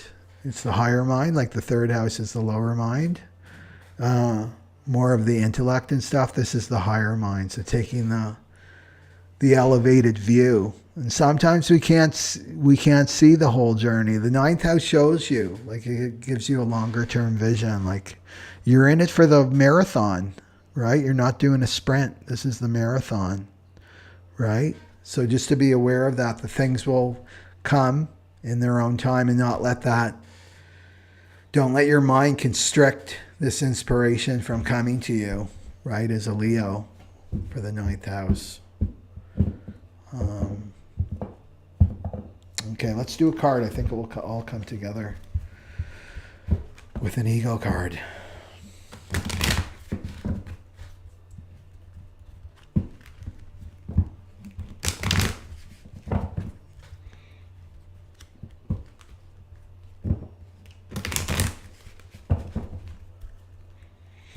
There can be a pain too with Leo of not getting what you want, you know? There can be some pain there. I never get what I want, so I'm not going to hope. I'm not going to dream. To really flip the script, right? This is about our stories. The ninth house is about the stories that we tell ourselves. That great things are happening for me. Good things are happening for me right now in this moment. And then you'll start to attract that, right? Because you're sending out that frequency of optimism and faith and inspiration. And be that for others. You're the sun, right? Leo's ruled by the sun. You got to start shining. Shining your light. To everyone. That's that gift of acceptance to everyone. The sun doesn't choose to shine just on, oh, I really like those flowers over there. I'm just going to shine on them. But I don't like those weeds over there. The sun shines on everybody. Right? That's Leo. Okay. What's the ego saying to Leo? What lies is the ego telling Leo? Judgment. Yeah. Well, it's interesting too. The ninth house is also about legal. It's law and legal, and this is judgment, right? So this is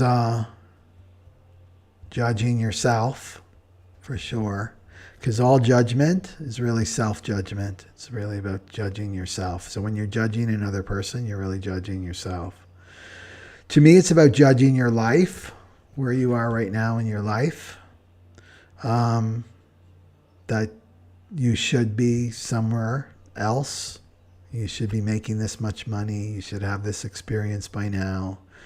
It can be related to your age, right? A lot of judgment, a lot of self-judgment, which is constricting. Because when you're in this, remember the mind just judges, what I said. Compares and contrasts. That's what how the mind works. So it's always judging things, right? This and that, this and that, this and that. That's how the mind works. To not buy into it. Let your mind judge. You can't stop it from judging, but you can stop buying into it and believing it, because it's about your beliefs. So don't believe what you think, right? Don't believe what you think, because then you'll bring it into existence. Yeah. Judgment. Let's do the gift card under judgment.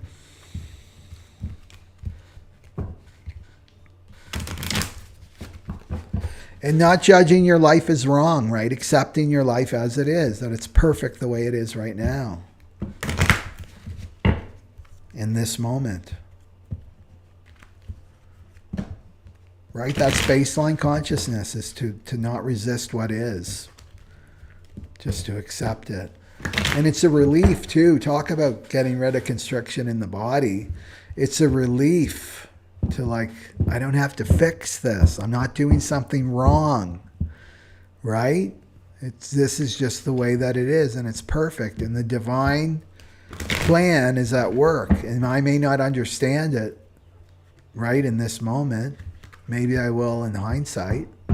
But just to take the elevated view. The ninth house is about taking the elevated view on things. Taking the high road. And the view's always better, right? When you take the high road.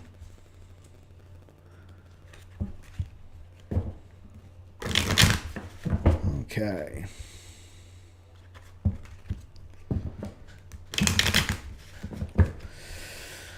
What's the gift? This one just flew out. And this one too. This one literally flew out of my hand. Blessings. And then good fortune. Good fortune. So the good fortune is a man smiling, and he looks like the King of Pentacles in the tarot. Surrounded by coins, his pentacles, his riches. And then it's somebody just blessing them. So this is the antidote to judgment, right? Is blessing, right? Sending well wishes to everybody that's involved, right? Because this could be a judging of a person you think they should be doing something differently than they're doing or not doing. You can be judging them. Remember, it's not your job to judge, right? So the best thing to get out of judgment is to bless that person, right? With love and light or whatever, right? Instead of going into this state, because this drags you down into the lower frequency energy, right? That you don't want to be in. Remember, we're rising, we're constantly expanding, right? The ninth house is about expansion of awareness of your vibration, and this is pulling you down in vibration. So instead of judging, just switch it, right, to blessing. I'm going to bless that person. I'm not going to judge that person. I'm going to bless myself. I'm not going to judge myself, right? And then look what happens. It's prosperity, because this is keeping prosperity away from you. It's keeping good fortune away from you. And remember, good fortune's just not about coins, right? It's about an abundance of being prosperous in all areas of your life, relationship, health, right? Your enjoyment of life. That's what I see here, and this is the trap, keeping you constricted, right? Is this judgment. Because the ego loves to judge what's wrong. The ego is very bored in the present moment, because the ego and the mind don't want to be here in the present. They don't live here in the present moment, but the body does. Like, think of it. What's here in the present moment? Like, really? Your body and your breath, right? So that's for Leo. Very, very powerful for Leo. Okay. And so Leo should be looking at Cancer and Virgo too. So check those two out. And then let's go for Virgo. Virgo.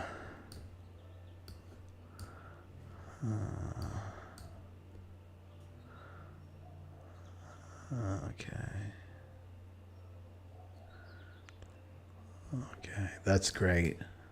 I love seeing the little conversations too in the chat that you guys are having. Okay, so let's go for Virgo. And I'll just put my cards away.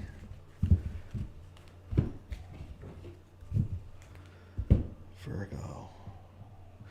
So Virgo also wants to look at Leo and Libra. Virgo also wants to look at Leo and Libra. So watch those other two as well. One of those is going to be the main focus. So that's going to be the 8th house, right? 1, 2. I lose my left brain, so that's why I have to double check. Okay. So Virgo's in the 8th house. So constriction is going to be with your marriage partner, feeling constricted by your marriage partner. So this is Virgo moon rising or sun.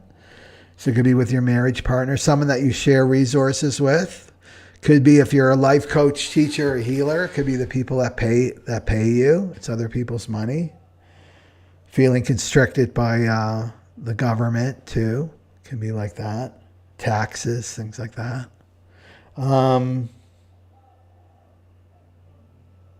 Or constricted by your phobias, right?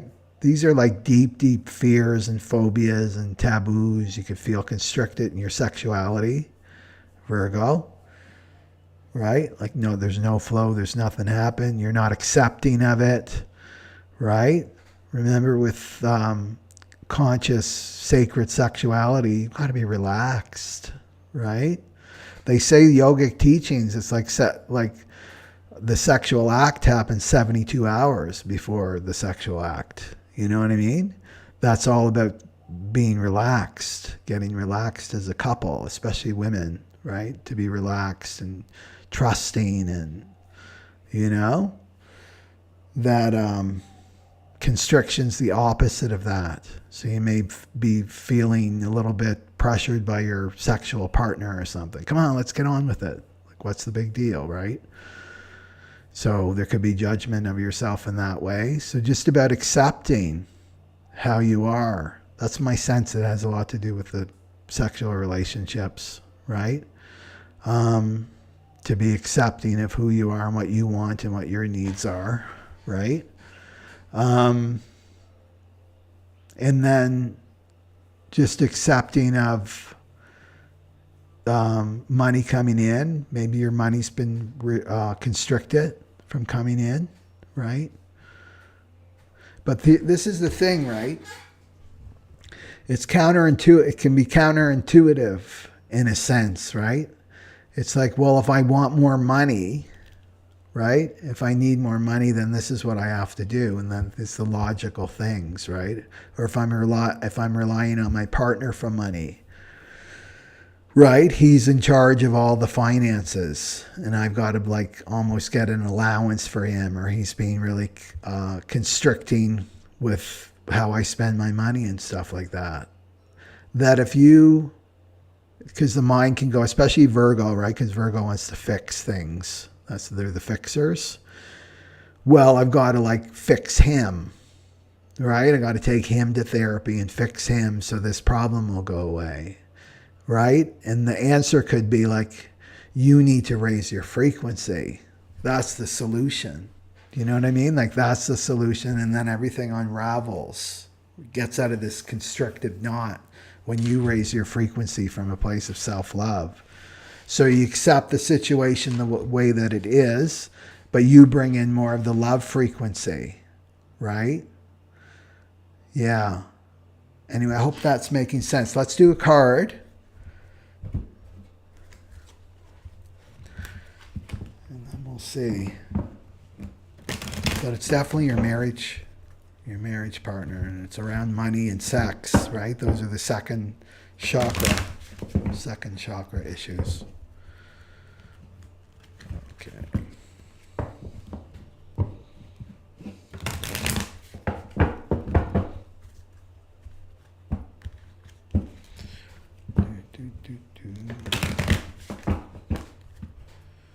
So what's the ego telling Virgo?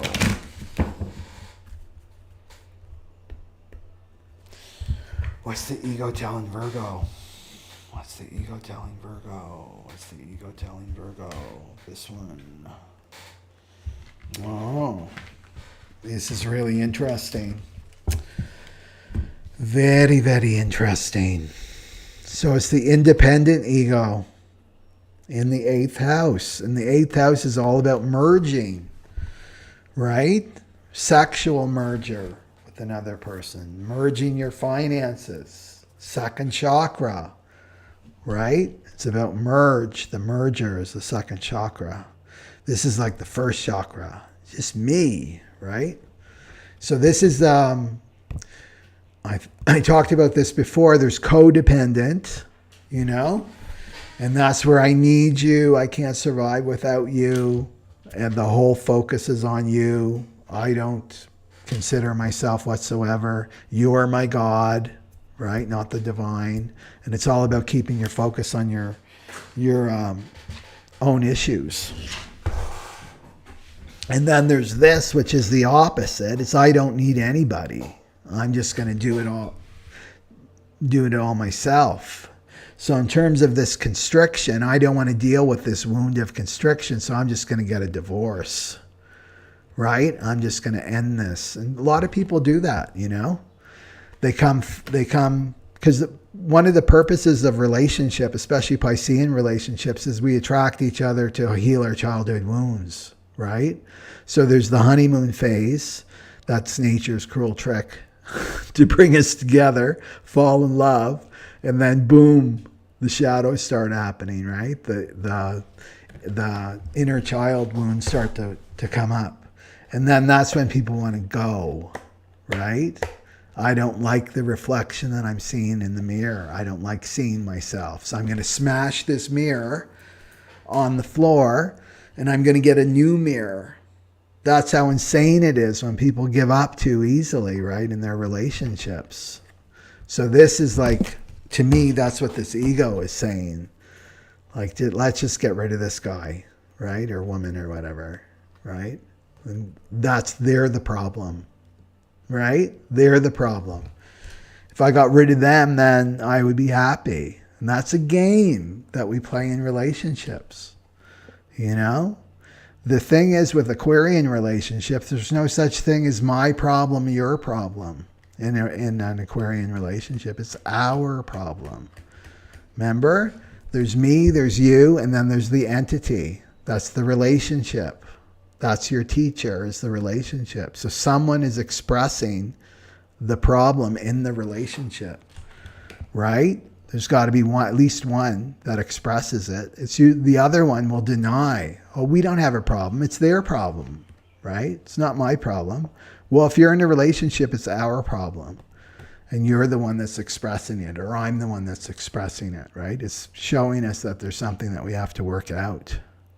So this is the ego saying, get out of here, right? Get yourself a new mirror, go through that process again, honeymoon phase. Then it comes up again. Wherever you go, there you are. You can't escape your reflection, right? It will just come up in another name, another body, but it's the same frequency, right? Because your soul wants you to heal. We're all connected, right? There's no separation here.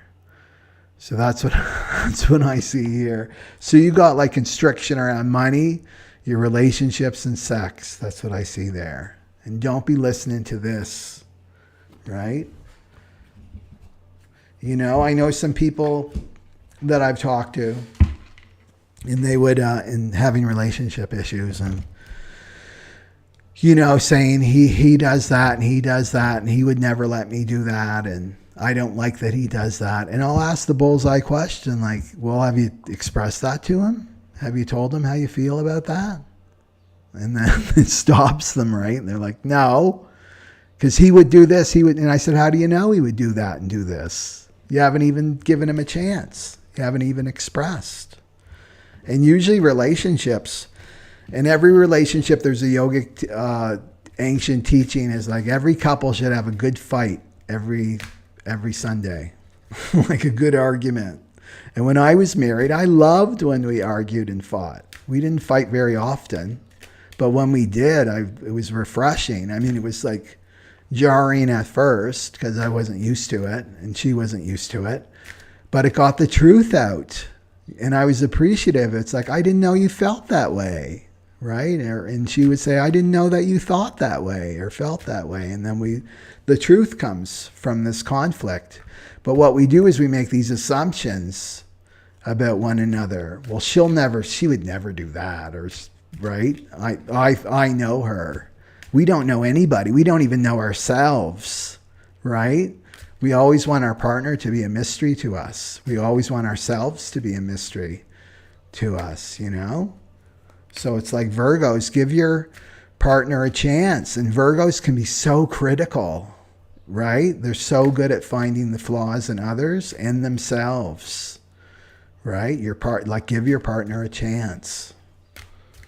That's what I see there. And take self-responsibility. And don't listen to the ego that wants you to check out, pack your bags, and leave tonight. Don't listen to that. You might as well work with the one you got, you know? The one that's with you. Especially if they're committed. Because we all can change. Isn't that true? Like, think of yourself, how much you've changed since even 2012. I feel like I'm a different person. I mean, I'm the same. I'm always the same, but different. Okay, for Virgo, what's the gift under independence for Virgo?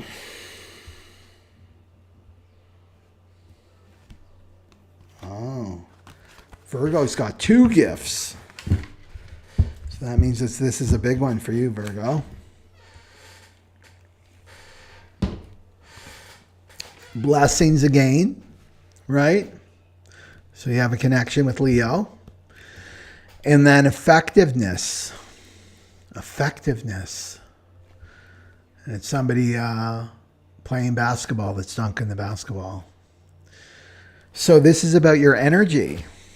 This right here is the inefficient use of your energy, especially if you're playing musical chairs with your partners. You know? He's flawed. He's no good, right? And then I'll move on. And I'll move on to another. Never deal with that core issue of constriction. Move on to the next one. I'm dead.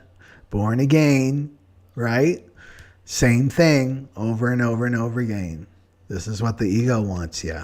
Not to deal with that pain, right? If this is suffering, right? This is the wake-up call, the waking up your heart, opening up your heart. That's the effective way, right? So it's using your energy in an effective way, focusing on that partner that's in front of you, right? The ones that are dealing with a marriage partner in this shadow pattern of constriction and feeling constricted, because nobody makes you feel anything. Nobody makes you feel anything. All that person does is draw that out in you. It's already, that shadow of constriction is already in you, especially if you have it natally, right? But we're all experiencing this constriction through this transit in one area of our life, and yours is through your marriage or your finances if you're single, right? Interesting. Okay, and blessing. Forgot the other gift, right? So blessing your partner, blessing yourself. Yeah. Okay, that was Virgo.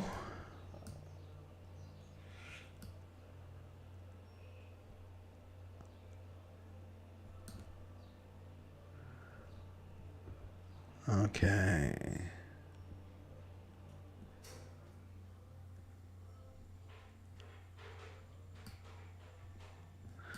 Okay. And we're on to Libra. Okay, Libra, Sun, Moon, or Rising. In Libras, you also want to look at Virgo and Scorpio. You also want to look at Virgo and Scorpio to get a fuller picture of what you're going through. One of those is really going to be a bullseye for you. Okay. So Libra, more relationship stuff. Libras are all about relationships. Is this taking place in your 7th house? So feeling constricted by your partner or some other person in your life that you have a contract with. So it could even be a business partner, could be a landlord. It could be maybe an ex that you still have a contract with. So you could be like your parent. You could be co-parenting, the 7th house, co-parenting, not married, but you have some kind of something that's connected with you. So feeling constricted by your partner, right? And especially if it's an Aries, if you're attracted to Aries, remember the 7th house, whatever is opposite of your sign, that's like your that's going to always be in your relationship house, right? Your opposite. And then, but if you have a porphyry or other house system, it could be like if you have signs that are intercepted. That means like you could have 2 signs in one house, right? So your partner bringing up this shadow of constriction in you, right? So it could be forcing you to express yourself, because Libras like to play nicey nice. They want to keep the peace. They want things balanced and peaceful. Right? So this means that they can be people pleasers, not really say what they mean, right? They're saying yes when they mean no, saying no when they mean yes. And your partner could be bringing this constriction, like, oh, I have to express myself. It's going to explode out of you, right? And maybe not accepting that part of yourself, especially if you're Miss Nicey Nice, I can't be angry. That doesn't fit with my self-concept, right? The ego. Well, you're Miss Nicey Nice. You get along with everybody. You're the one that's got it together. Everybody around you is the ones that are screwed up, right? If you show emotion, that's not you, right? So this is what you have to accept, Libra, that every emotion that's coming up for you is perfect and authentic and real. Your mind is what's not authentic and real. Right? It's your emotions. You can count on that. Like what you're feeling is authentic and real, and to trust that. If you're feeling constricted, right? Of yourself, like yourself is feeling constricted, who you are, your identity, like I can't be myself around my partner, that something's got to change, right? And that's, you have to express. And first you've got to accept it. I think that's the big step for Libras. They have to accept it, that this is authentic. This is true. And I have to honor these feelings that I'm having. It's showing me something, right? Because if we go into denial, it's going to explode in indirect ways, right? Those emotions have to come out. The truth has to come out, right? And what's underneath all that is love, right? Love wants to move through you. You can't play these old roles anymore, Libra, and especially in your relationships. Yeah. So it's going to be coming from the other. Even though it's coming out of you, it's going to be showing you in the reflection, right? And remember, we can't see our shadow, but we can see it in other people. It's really easy to see it in other people. So seeing your partner maybe constrict it, right? Your partner's going through that shadow, like seeing that shadow in that other person, wanting to fix them, make it better. It's like if you spot it, you got it, right? If you see it in your partner in the reflection in the mirror, then you have it too. So take it in. Take it within and keep your focus on you. And then let's see. And also accepting your partner, right? Wherever they're at in their journey. And then what we give, we get back, right? So if you accept your partner, you're going to have to accept yourself and vice versa. Okay. What's the ego telling me? Libra.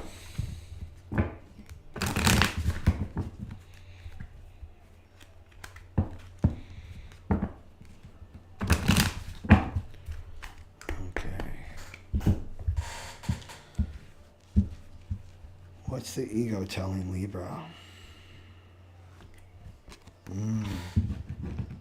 Well, that's interesting. This is what I talked about in the collective reading, Libra. Maybe have a listen to that if you haven't already, the collective part. So this is the ego is death. Death. It's death. You know, I'm just thinking about relationships, especially karmic relationships, because it can feel with karmic relationships, you can never escape that person. Have you ever had those relationships? It's like there's no way out. There feels like there's no way out. And what the ego tells you is the only way you're going to get out of this relationship is if you die, right? Death is the only exit door out of this relationship. And I've heard this from people, from friends, like their parents, one parent died. And that was the only way they felt that that parent could leave the relationship was through death, right? So this could be coming up for you, right? This card for you, like you may be in a really karmic relationship, Libra, that you feel like you can't get out of, and then this comes up, right? The only way that I can get out of this is through death, or my partner dying, right? It's the only way we can escape each other. But remember, with karma, it's acceptance. Bring in the gift of acceptance. That we have this karmic relationship, and I don't know the story behind it. Sometimes we get to know, sometimes we don't.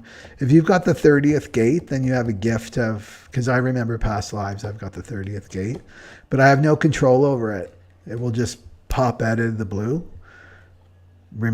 That's how I remember past lives. And it comes through an emotional memory first, and then the pictures and the story come later. So you might consider going to a past life regressionist too, Libra, right? They can be very powerful to do that, to learn more about. And you can learn through astrology shows you that too, right? Your past life connection and where these traumas come from, these dynamics. And also what's really amazing about relationship astrology, I'm starting to study it, just the last couple months, is it shows you the purpose, the exact purpose of your relationships. And I've done it with my past relationships, and it was like bang on. It's like that's exactly what we were doing. That was our biggest challenge right there. Astrology is just an amazing science, but it takes intuition too. It's not just a science for me because I approach it intuitively. So you may consider that like going to a past life regressionist with this partner of yours, because you don't want to be falling for this, right? The thing is, you just have to pay your karma, but you got to know what the paying your karma is, and accepting that I'm in a karmic relationship, right? And this is a good thing that I'm paying my karma off. Right? Because I'm going to grow and evolve as a soul through this experience, whatever this experience is, and bring it back to yourself. Don't be so focused on your partner. Keep bringing it back to yourself. We have soul contracts with people. And I've heard so many stories about really talented singers and musicians and artists, and they always probably 10 out of 10 times, their first marriage or their first real love connection, karmic connection, the person that hated their voice. I can't stand your singing voice, don't sing around me. You've got no talent. What are you doing? And they end up being this amazing singer that the world loves. And all of them have to go through this test, right, to believe in themselves. And this is karma, right? Because it's about you. That's the part of you that doesn't believe in yourself that's reflected in that partner. that partner's just voicing what's going on in your own mind and your own ego, right? So it's really about standing up to your own bully mind and your own shadow inside, right? But not to listen to this. It would be better if, right? You know what I mean? Yeah. You can transcend that's what I mean, but you have to accept it and stop resisting. Constriction is resisting the messenger, and that's your partner, right? Going to the emotional content, not the mental details. What are the emotions coming up? What's the emotional content in this experience? And then you can get to the love, because there's love, right? The foundation of everything is love, so there's love underneath this. So let's see what's under the conspiracy of death.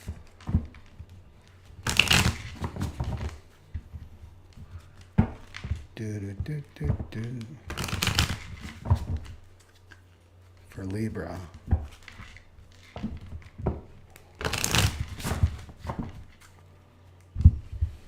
What's underneath for Libra?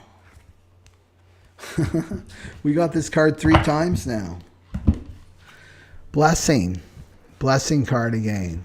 So that was Leo and Virgo, right? It's like 3 in a row. Okay, so blessing your partner, blessing yourself, right?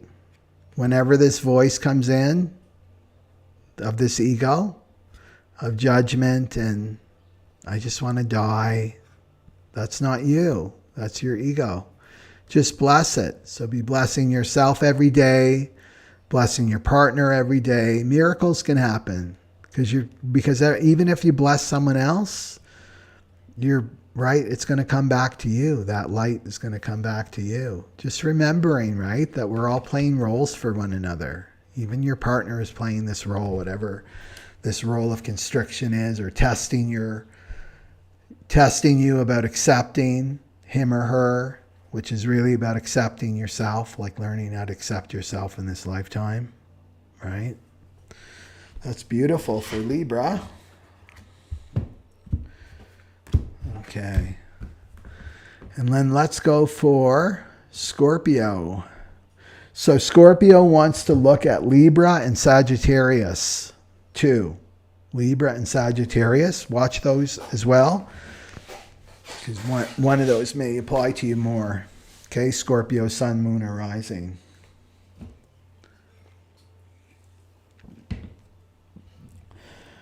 So for Scorpio, it's in your 6th house, right? 1, 2, 3, 4, 5, 6. Yeah. So this is about your co-workers, where you work in your workplace. So accepting your co-workers. You may be experiencing that shadow of constriction with your co-workers in your workplace or your day-to-day, feeling constricted in your day-to-day habits. It's also about your health, right? So Scorpios could be going through some health issues right now, feeling constricted by your health, and not accepting of where you are in terms of your health right now, like really rejecting your body and your health, not loving your body, right? So this is more than the first house, your appearance. This is like your health, like your vitality and your energy level and, your level of health. And anxiety too. You may be dealing with a lot of anxiety because that's the 6th house, which is like nervousness and anxiety. So it's double signature because it's the 25 too, which is about anxiety. So having trouble sleeping, right? So it's just showing you that to accept, right? You're not going to transform it or change it because Scorpio is all about transformation.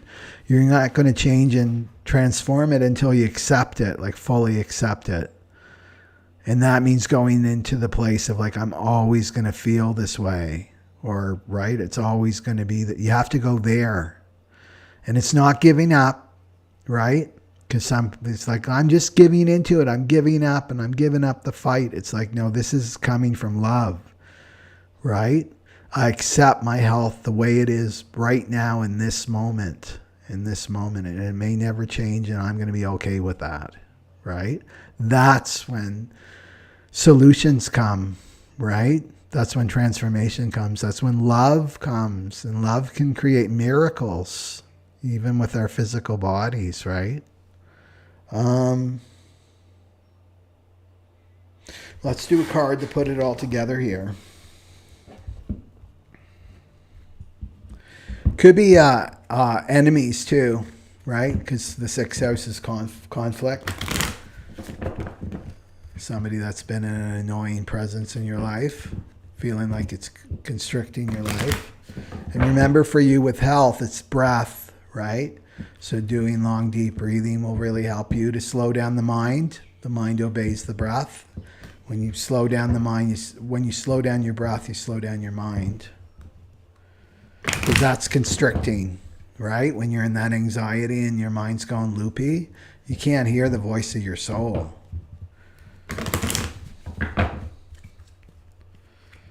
Okay.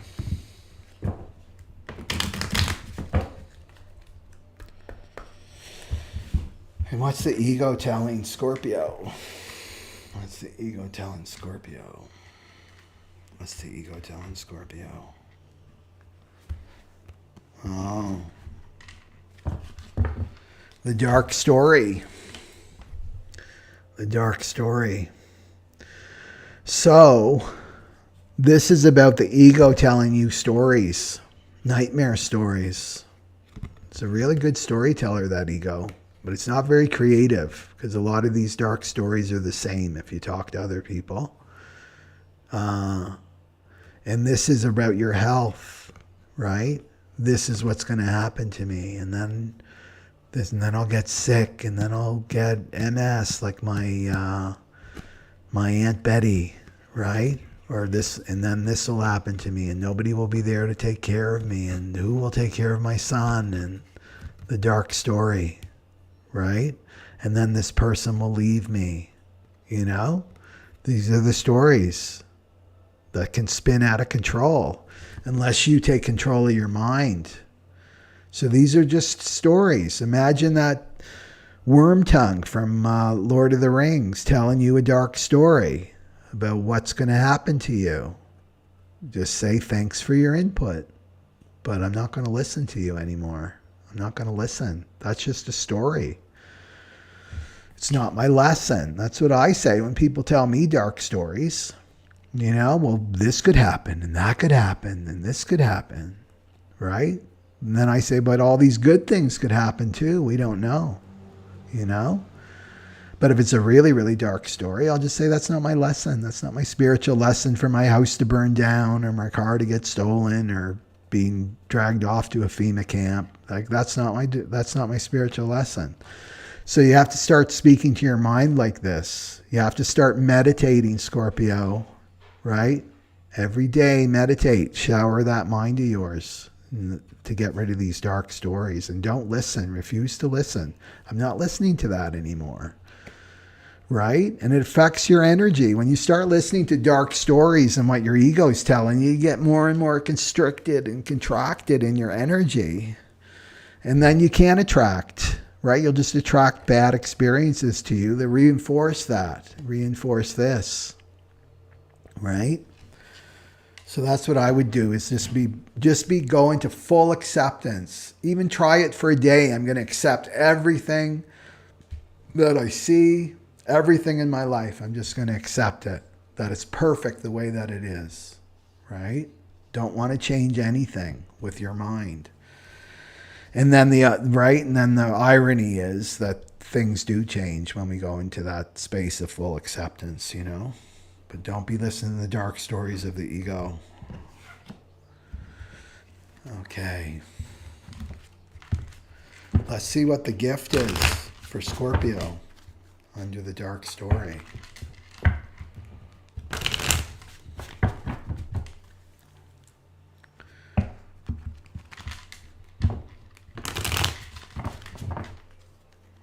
Okay.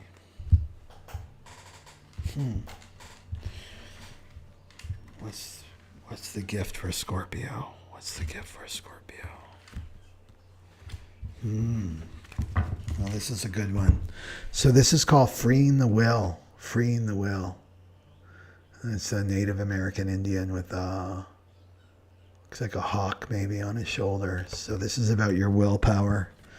Stop using your willpower towards the dark story, listening to the dark story of the ego and trying to avoid, because we can take action from this place.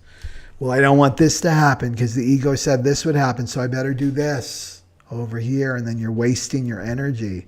You're using your willpower to bring this into existence. Whatever we resist persists, right? That famous quote, whatever we resist, we persist. Yeah, right? And this is using your will to bring this about.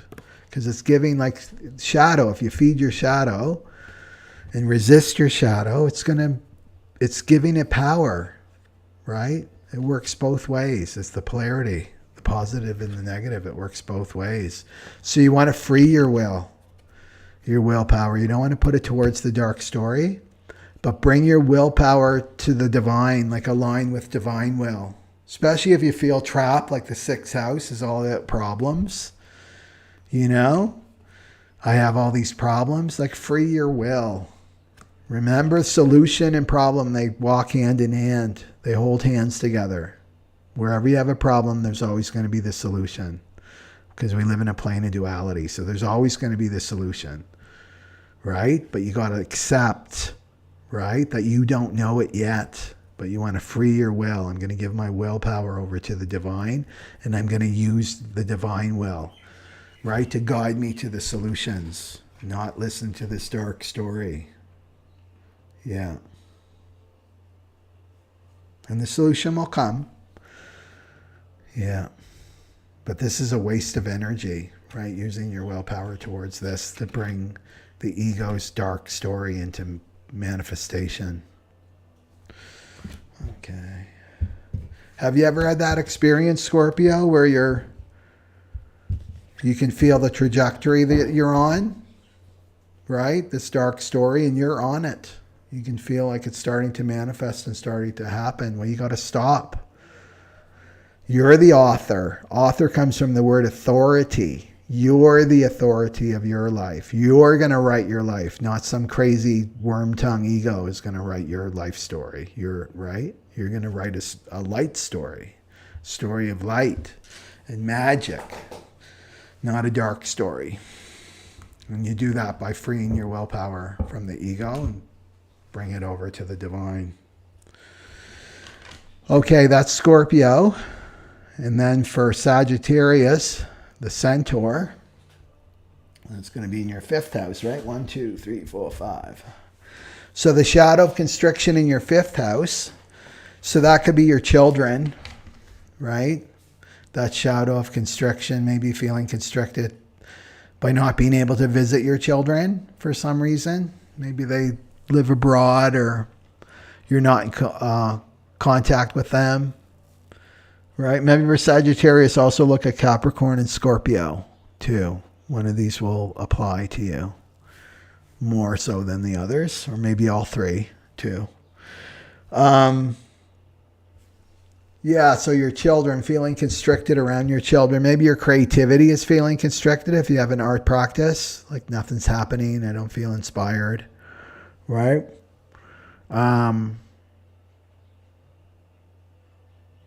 Self-love, right? Maybe you're feeling constricted around your ability to love yourself, especially around your expression, like of who you are, your self-expression, maybe feeling constricted by your self-expression. Could be coming through your love relationship too, because it's the romantic relationships is the fifth house too. Like not feeling accepted, right? Feeling like there's everything's throttled, nothing's moving, right, in the fifth house, and your heart's closed down. You can feel your heart's closed down. So even now, to drop into your heart for the Sagittarius sun, moon, rising, right? To drop into your heart, what's going on in there? And maybe you're not feeling anything, right? Maybe you're feeling numb. Well, that's a feeling too. Numbness is a feeling. But you got to stay with it, right? It's committing to stay with the feeling of the heart and feeling that constriction all the way through, you know? Because this is your heart opening. Like your heart's constricted. Your heart chakra is all constricted. Because we can't fully express ourselves. It's like singing. It's impossible to sing and not be yourself. It's impossible to sing and not be yourself. Or try it. Try singing, like really singing. Right? You cannot be yourself, right? When you're singing, you have to be yourself. So maybe singing is good for you, right? To just open up your heart. Maybe just expressing out loud a poem or a story or something, right? Just to get it out, to express it, to open up that heart. That's what I feel. It's like your heart's constricted right now and it's affecting your romantic life. It's affecting your creative life. Right? And your sense of self-love especially, right? Yeah. Let's see what the ego is telling Sagittarius.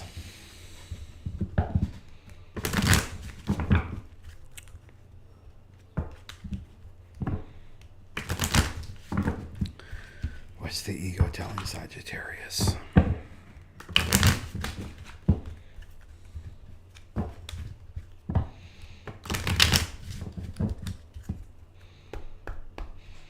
What's the ego telling Sagittarius? Tell me what the ego is telling Sagittarius. What's the ego telling Sagittarius? Oh, interesting. This is betrayal. And I just did a meme on this. Let me see if I can bring it up. I think it might help. Okay. For Sagittarius. Okay. Stay with me, Sagittarius. Okay. Did the stuck, hiding.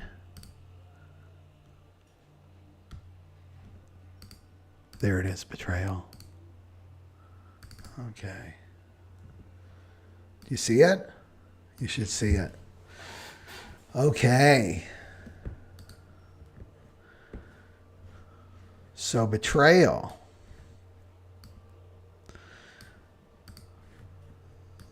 Okay.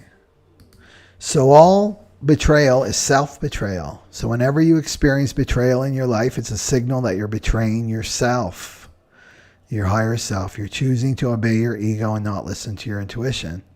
And everyone benefits when you follow your intuition, right? So betrayal card here is you're betraying yourself, basically, right? Just what I just said. So betraying yourself, betraying your self-expression. I shouldn't say that. That will hurt that person's feelings, you know? I shouldn't express that, right? What I'm really feeling, what I'm really thinking. I shouldn't express myself because I don't want to take up too much room, right? There's no room for me here. And really it's about you, right? We use other people to make excuses, right? This self-betrayal is about making excuses, right? So, and also if somebody's betraying you, right? Maybe your romantic partner, you caught him cheating on you or her cheating on you, betraying you somehow. Well, then bring it back to yourself. How am I betraying myself? Right? It's the mirror. You have to remember that the relationships are a mirror. So it's showing you that our relationships, our human relationships are an echo of our relationship with the divine, with our higher self, right? So if you've got a person in your life that's betraying you somehow, it means it's showing that you're betraying your higher self in some way. You're not listening to your higher self. You're not faithful to your higher self. You're listening to the ego instead. You're cheating on your higher self with your ego, you know? And so you have to remember when you follow your intuition, because this is what the ego tries to do, is the guilt you out.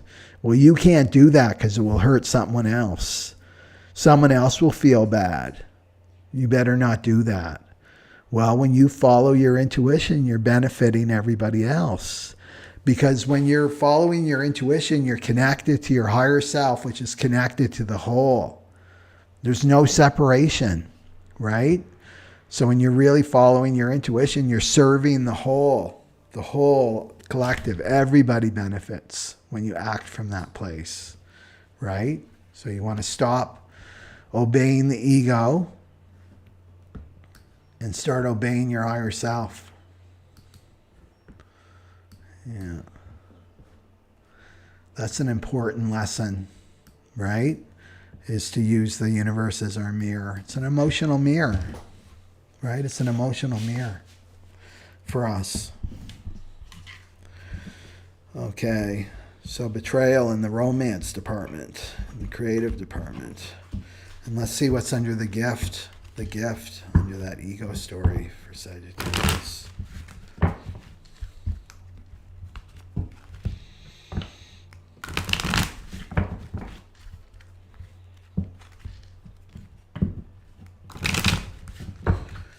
Okay. What's the gift for Sagittarius? What's the gift for Sagittarius? What's the gift for Sagittarius? This is good. So this is echoing what I'm saying. Spirit. It's the gift of spirit. So you can see all this light. There's rays of light coming from this person's heart. Yeah. Right? So this is about betraying yourself. Whatever that romantic partner is showing you or your children are showing you, feeling betrayed, that this is underneath it, right? So this is about betraying yourself, right? So coming back into your spirit, committing, being faithful to your higher self, not your ego, right? Remembering yourself as spirit, right? No one can betray you, right? Only you can betray you, right? So bring that truth in, right? And come into this acceptance that I've been betraying myself, but now it's correction time, right? So I can bring the universal love in, right? That's the spirit. So I can be in the permanent state of love, not betray myself anymore, right? You want to stop doing that, Sagittarius. Yeah. And constriction is like a lack of freedom, right? Sagittarius loves their freedom. So you want to be free. Okay. Let's go for the Capricorns. So Capricorn wants to look at Sagittarius and Aquarius too, because one of those other two can help you as well. Okay. So Capricorn. Capricorns have been pummeled by their emotions, right? For especially this year in 2022. So this is about feeling constricted by your mother, right? The fourth house rules your mother and your emotional body. So you really want to listen to the beginning of my video here, because I talk about the mother. You want to listen to that too, right? As well as Sagittarius and Aquarius. So this is not feeling loved by your mother, right? And maybe your mother did love you, but you didn't feel loved by her. That's all that matters. This is about you. So or not feeling accepted by your mother, right? Not feeling accepted by your mother, fully accepted for who you are, felt that pressure to be somebody else, right? A non-self, because that made her happy. You know, a lot of mothers can live vicariously through their children, you know, especially if they're a narcissistic mother, right? The child is just an extension of them. It's not the child isn't a separate entity, right? So you may have felt that push and that pull, and that's that fragmentation that I talk about that children go through. They split off. They go into fragments when they're children, and they create these different personalities that aren't them, right? And these personalities follow them into adulthood, right? And they believe that's them, and that's how they are in relationships, right? These fragments that they believe are them, these false identities, and then they play these out in relationships, and then they get angry, right? And what's that anger about? I'm not loved for who I am, right? It's that childhood pain that you can't escape, Capricorn, right? And then Capricorn can get very practical. Well, I just have to do it this way, right? They can be very stubborn. I'll just do it this way, right? And meanwhile, completely denying their emotional messages that are coming from their deeper self, right?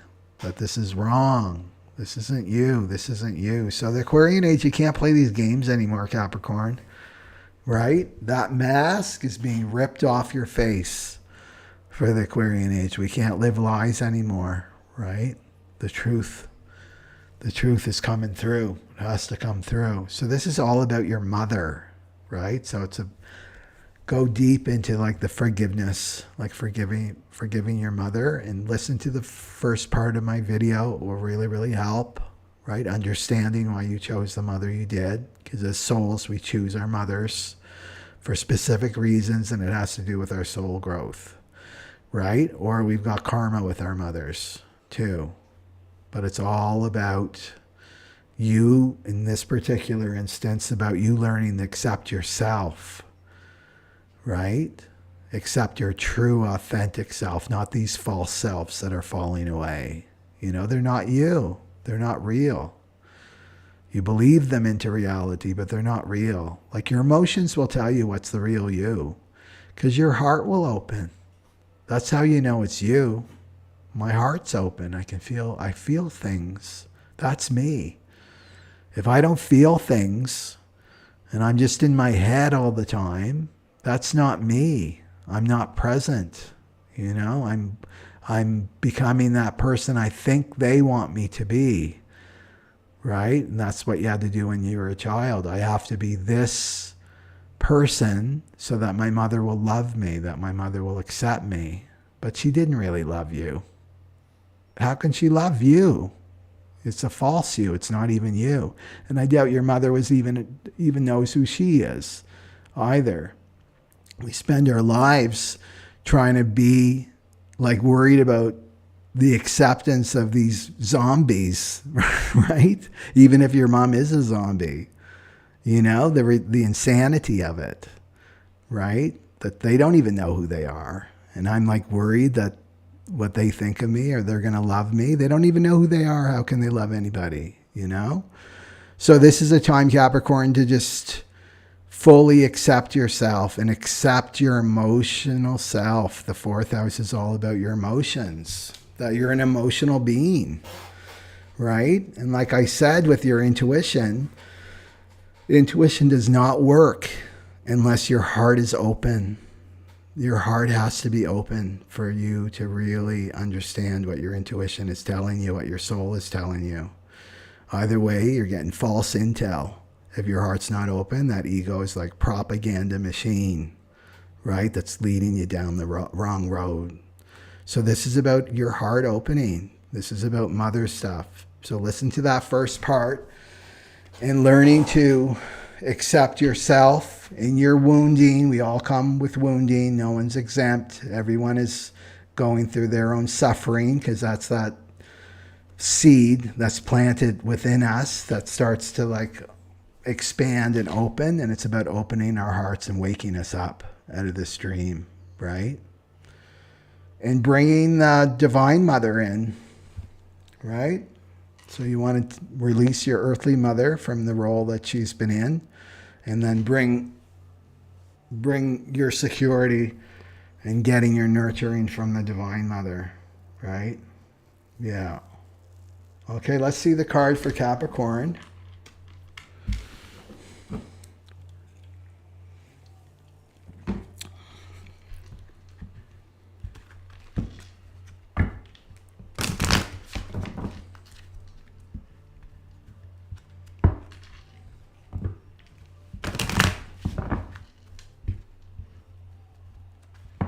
And it's going to make you a better mother too, right, Capricorn, if you happen to be a mother yourself. But expanding. It's worthwhile work. You know, the people that have done emotional work, it expands your awareness to work through the emotional content of your life. You know, it's really worthwhile in terms of your spiritual growth. You can grow very, very fast. Very, very fast. You embrace your emotions. Okay. What does Capricorn need to know? What's the ego? What ego craziness? Worm tongue is telling Capricorn. Tell me what they're telling Capricorn. That one. Oh. There we go. I think Capricorn got depression before. Capricorn's going through hard times. Got the death card. I forget who got this one. So this is another one. So this is the ego's last stand, right? The last trick in the book is this, right? So this is Capricorn going like, you know, like lifting up the cesspool, right? Oh my God, look at the work I have in store, right? Look at that. All this shadow and emotions I've been neglecting, maybe for years and years, maybe lifetimes, right? I did it for lifetimes. Look at it. Right? How can I get through all of that? That's crazy. You know, it can feel so overwhelming, so much work to do. And the ego can come in and like, oh, don't do that. Right? Take this exit door here. Soon as I always know I'm onto something big when these thoughts start coming in, when my worm tongue is in my ear. Just check out, right? This world's going crazy. There's no hope. Nobody's interested in their spirituality. Nobody's interested in what you have to say. Just go. It's got to be better than this. You know, because the suffering can feel, right? This is the constriction. The 25 is like leading us to universal love. This is all about love, right? So this can feel very, very overwhelming. You know, when we're really going deep into our own suffering, it can seem like the ego can say, it's never going to end. This is impossible. You're always going to feel like this. Whenever you hear the word always, that's when you know that's an ego trick, right? Always. You're always going to feel this way. Things will never change. You're just too broken, right? The damage, you're just too damaged. You're damaged for relationships. You hurt everybody, right? You hurt so many people and so many people hurt you, right? Like, why bother with this work, this emotional work, you know? And then, right, this is like, here's the exit door. Come on over here. It will be better over here, right? That's the ego. It doesn't want you to do that work, right? It's guarding the cesspool.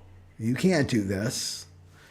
You're too weak. You're too broken. Whatever your mother told you, whatever trip your mother, earthly mother, did for you. But you know what? If you got the problem, if God gave you the problem or gave you the challenge, that means you can handle it. So the bigger the challenge, the bigger you are, the more powerful you are. So to look at it like that, like, whoa, I must be really powerful to be like in this challenge that looks so impossible during this time, right? Like, look at it like that. And then get your spiritual warrior armor on and your sword out. And right, as a Capricorn, like, bring that strength to you, right? And that's that father energy that I'm talking about, right? The trilogy, or the Trinity, with the heavenly father and then the earthly mother. And the heavenly father's like, I have full confidence you can do this. You've been given this challenge. It means you can handle this challenge. And then your divine mother nurturing you. It's going to be okay. Just cry, lick your wounds here. And then the father's like, come on, let's go. Right? So you got to look at it like that. But don't be listening to this nonsense by Mr. Wormtongue. Right? The ego with the death. And if you want to flip this on its head, it's a shamanic death, right? Not a physical death, a shamanic death. You're being reborn, Capricorn. Pluto's been on your first house since 2008, right? You're getting like pummeled by life right now so that you can emerge the shamanic death and the phoenix from the flames, right? That's going to be you, Capricorn. Okay, so mother, that's where I would go, is your mother and your grandmother and your great-grandmother. It's ancestral, right? This is all about your foundational roots, and it's going to be on your maternal side, your mother's side. Some wound is being passed down to you right now, right? And it has to do with your emotions, your emotional body, and your sense of home. Fourth house is home. Where do you belong, right? It's not a place, geography. It's your heart, right? That's home. I love, I saw this little documentary on the homeless community in Portland, Oregon. You may have seen it. They've got these little communities. I think it's a wonderful idea. I think some people, they just want to live in a tent. You know what I mean? They just want a simple life. I believe that I met people like that. They're happy. They don't want a house. They don't want a career. They don't want the material possessions. They just want a simple life, right? They just want to live in a tent. So there's these little communities, and they're all run by the homeless people, right? And it's all monitored by them, and there's no drug and alcohol use and stuff like that, or they have to be off the land to do that, and they're kept track of, you know? Everybody knows their name and where they are and an emergency contact, and they take care of their garbage and they keep everything clean and neat. And they were interviewing one of the people there, this man, and there was showers and things like that for them too, right? And he said, well, the interviewer's like, how does it feel to be homeless? And he said, I'm not homeless, I'm houseless. That's what he said. I'm houseless. And I love that. It's like, yeah, you're not homeless because your home is your heart, right? Wherever you are, right? Your home is in your heart. He's houseless. I don't have a house, but I have my home, which is my heart. So you want to look at it like that, Capricorn. Okay. If you're dealing with issues around your house, place of living. Okay. And what's the gift for Capricorn? What's the gift for Capricorn? What's the gift for Capricorn?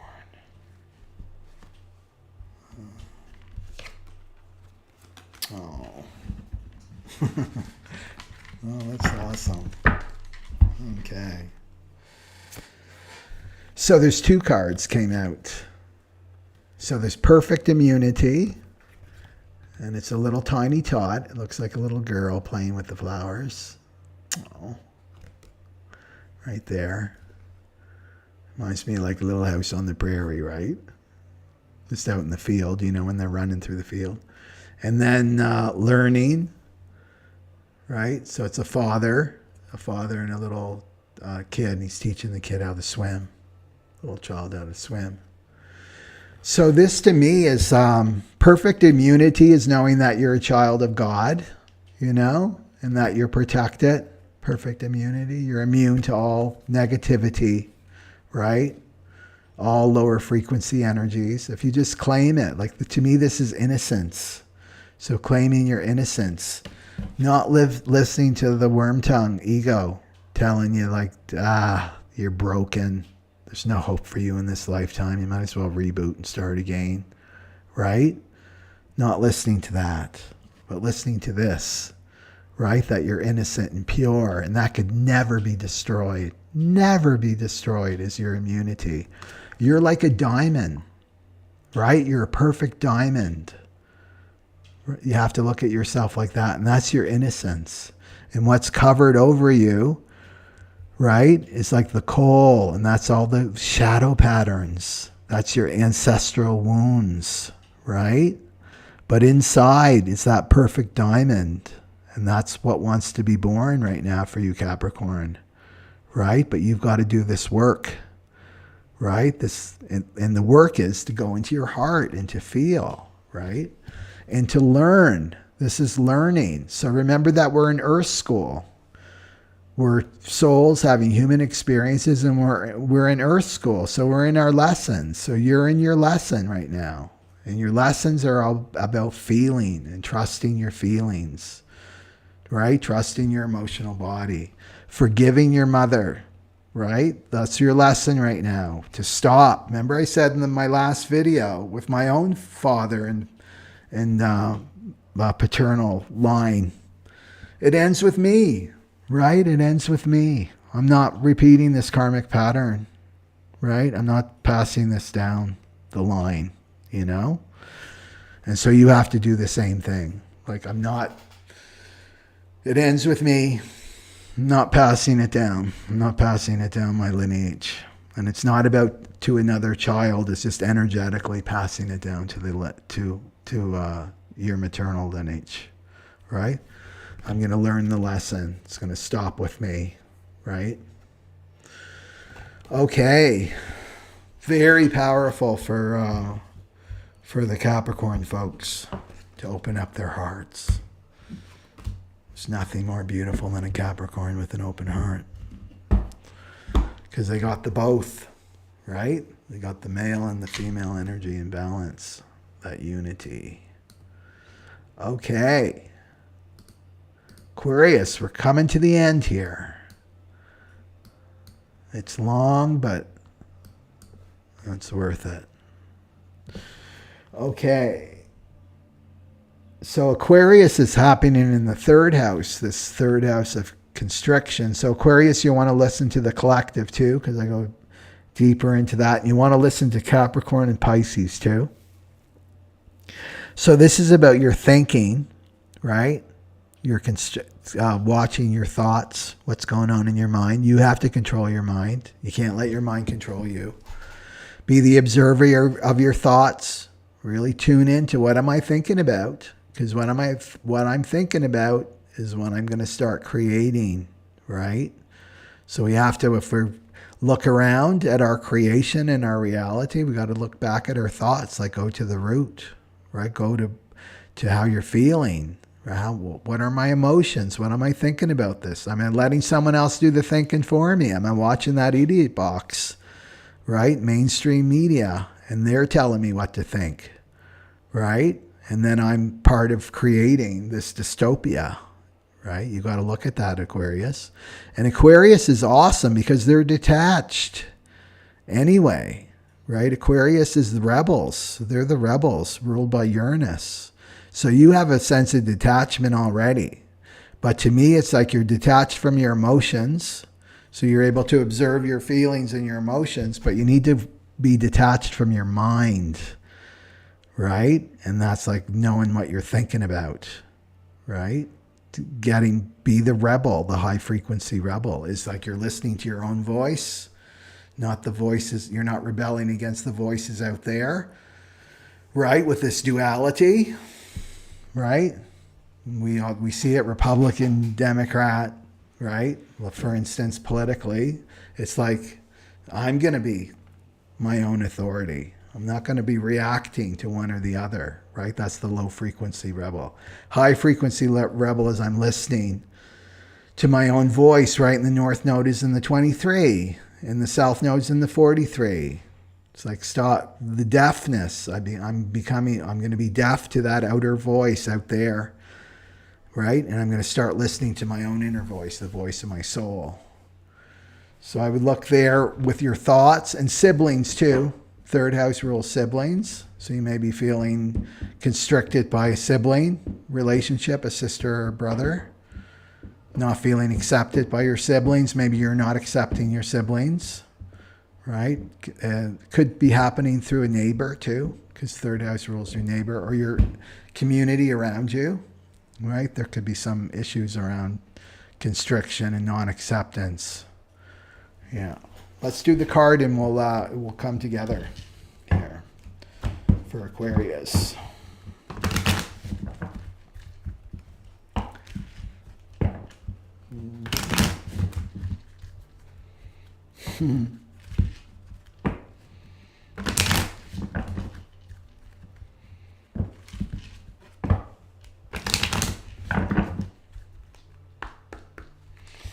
Okay. What's the ego telling Aquarius? Another repeat. Independent.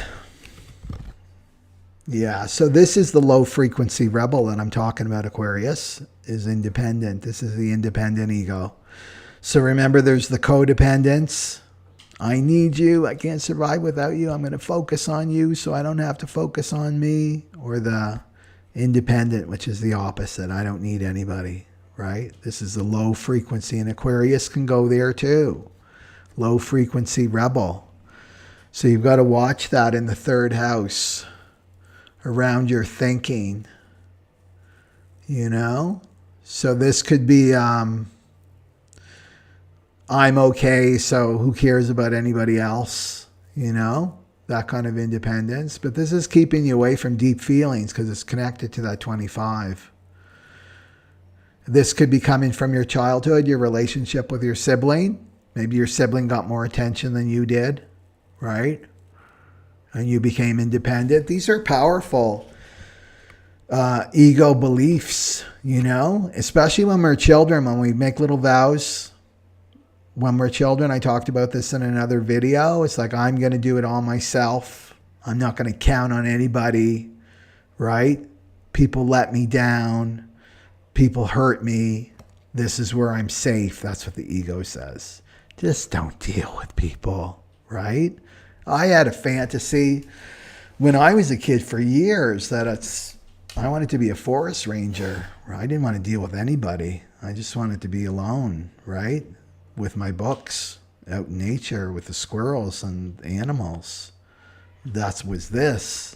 Of course, my soul had a different plan for me, right? So don't be listening to this. And this is about separation, right? The ego wants us separate from one another. And the thing is that it's all an illusion. We're all connected. We're all in unity consciousness already, right? It's the ego and the mind that are resisting it. So I would watch this, and especially if a sibling is reaching out to you, right? Or somebody that's playing the role of your sibling that reminds you of your brother or your sister, to watch this, that this is a way, this is communication. Third house is communication, a way to communicate honestly, right? With acceptance, And that person may not be perfect. You know, maybe that person is flawed, but because Aquarius can easily go into isolation, right? Aquarius, and go into this really, really easily. Never judge a book by its cover. The thing is, we don't really see people with these two eyes. We don't really see people with these two eyes when we're just looking through the two eyes, right? We see people with this, with our hearts, our heart eyes. That's how we really see people. Then we see the depth of people. And people have shocked me, right, in the past. somebody that I thought was like super radical, and the way they dressed and the punk haircut and all the tattoos, the most conservative person I've ever met. Right? Not a rebel at all, like totally conforming, but to their little group, their little punk goth group, right? Following the dogma. And then other people, they look so conservative, right? Like, so the way they dress and the act and they speak.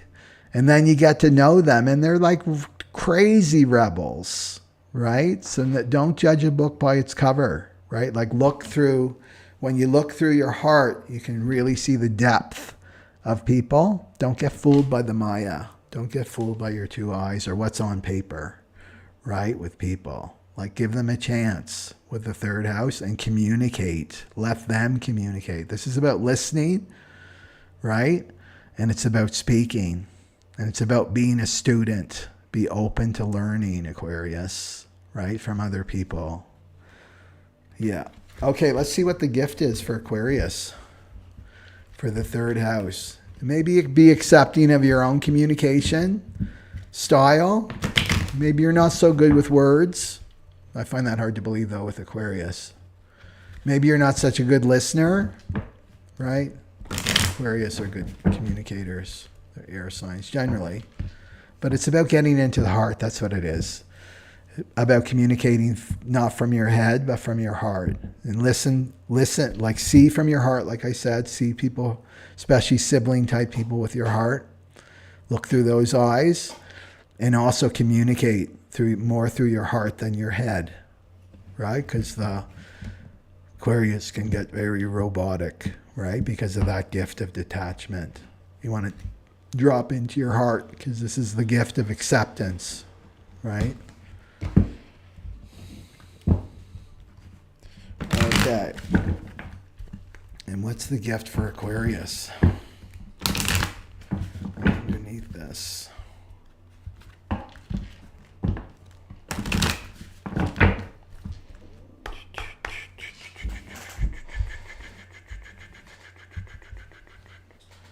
What's the gift for Aquarius? Under independence. It's that one. Oh. Creativity. So underneath this is creativity. This is what the ego is trying to keep you from, is creativity. And Aquarius is very, very innovative already, right? The archetype of Aquarius is ruled by Uranus. Unexpected and unique, right? And this is the creativity that's underneath that. So realizing that you're interdependent, right? You're neither codependent and neither independent, but you're interdependent. It's our connection, right? It's like the big toe saying it's not, I'm separate from the rest of the body. I'm going to go live on an island. That big toe can't leave your foot. Can't leave your body unless it gets amputated, right? But it can't go off on its own, on its free will. Well, we're the same way as humans. We can't escape from one another. We're interdependent. So it's accepting that. Like, I'm interdependent, especially with these people that remind me of my siblings. And then this can come up, the creativity. And remember, creativity is when the heart's open. Because art's been distorted. Everything's been perverted and distorted on this planet. Like art, the true purpose of art is a mirror. It's a mirror to show us ourselves, right? And true art comes from the heart. It's to inspire and uplift us, not to drag us down and show us, like the cesspool in someone's dark demon imagination, right? That's what I see with art these days. Most of it. Anyway, that's another video. But this comes from an open heart.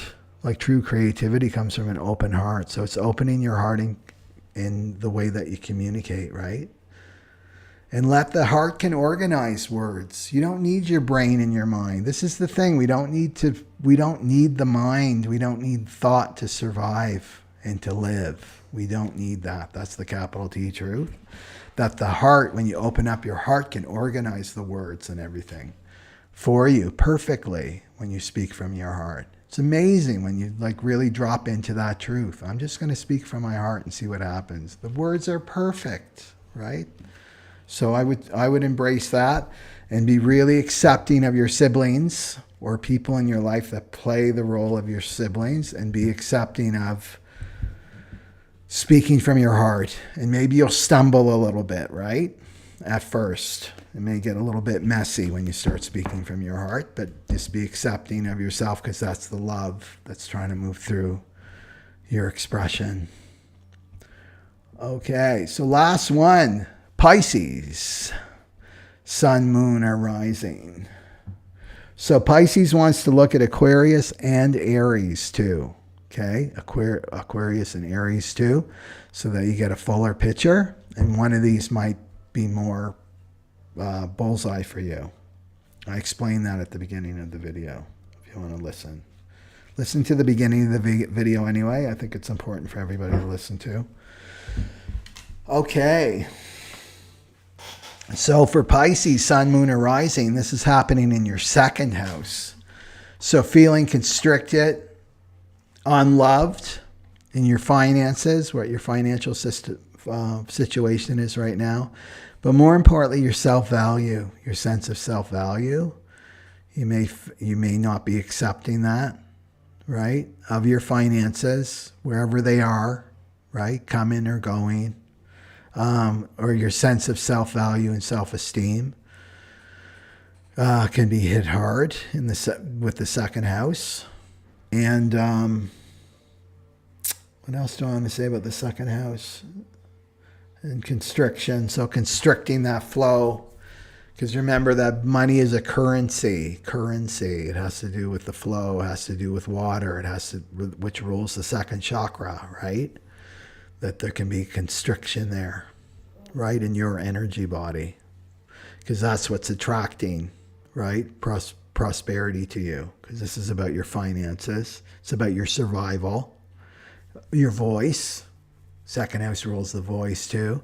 So if you have any throat issues, throat problems where you get a sore throat, you're coughing, or you got some infection there or something, that's all about I'm not expressing myself. I'm not letting things flow, right? I'm not letting things flow to me. So if you don't value yourself, the world's not going to value you, right? It's when you value yourself, the world starts to reflect that back to you. So if there's a constriction there, just use it as a reflection, right? Oh, the money's not flowing in. Don't look at it as a money problem. Look at it as a self-value problem, like a self-esteem problem. That's what I have to work on. And in this particular instance, it's about accepting yourself, right? Fully accepting yourself. Okay, I'm not perfect, right? I wish I had my ego says I should have these qualifications, or I should be at this point in my life right now. How did I get here? Just fully accept where you are in your life right now is perfect, right? And then the solutions come, right, for you through the divine, because you're not constricted. Your energy's not constricted, right? That's the fear that's in the cells of your body, right? So accepting, relaxing, right? Relaxing your throat, right? And your fifth chakra, right? Doing some work on your fifth chakra for the second house. Let's do a card so we can do the full picture here. The Pisces, sun, moon, or rising.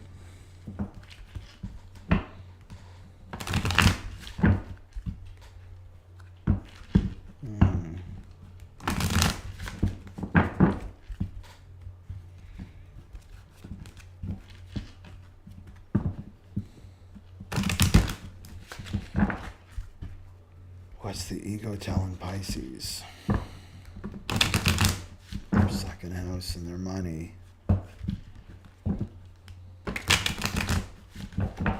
And not buying into that trip, our whole world is based on that we're only successful and valuable if we have a bunch of money in our bank account, a bunch of pieces of paper. That's what they are.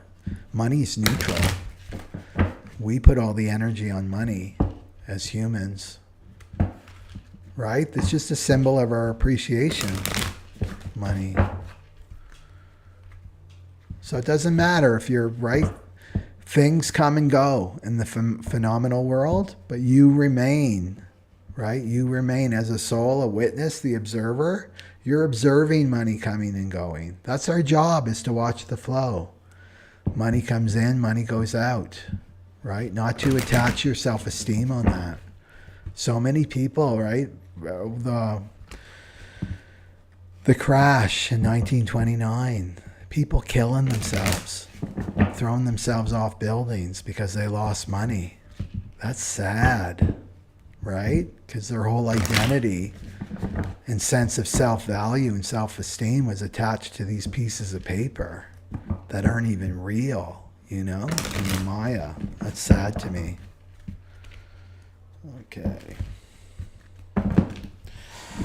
Okay.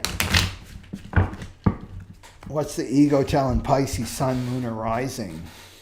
What lies is the ego telling? Oh. That's no surprise.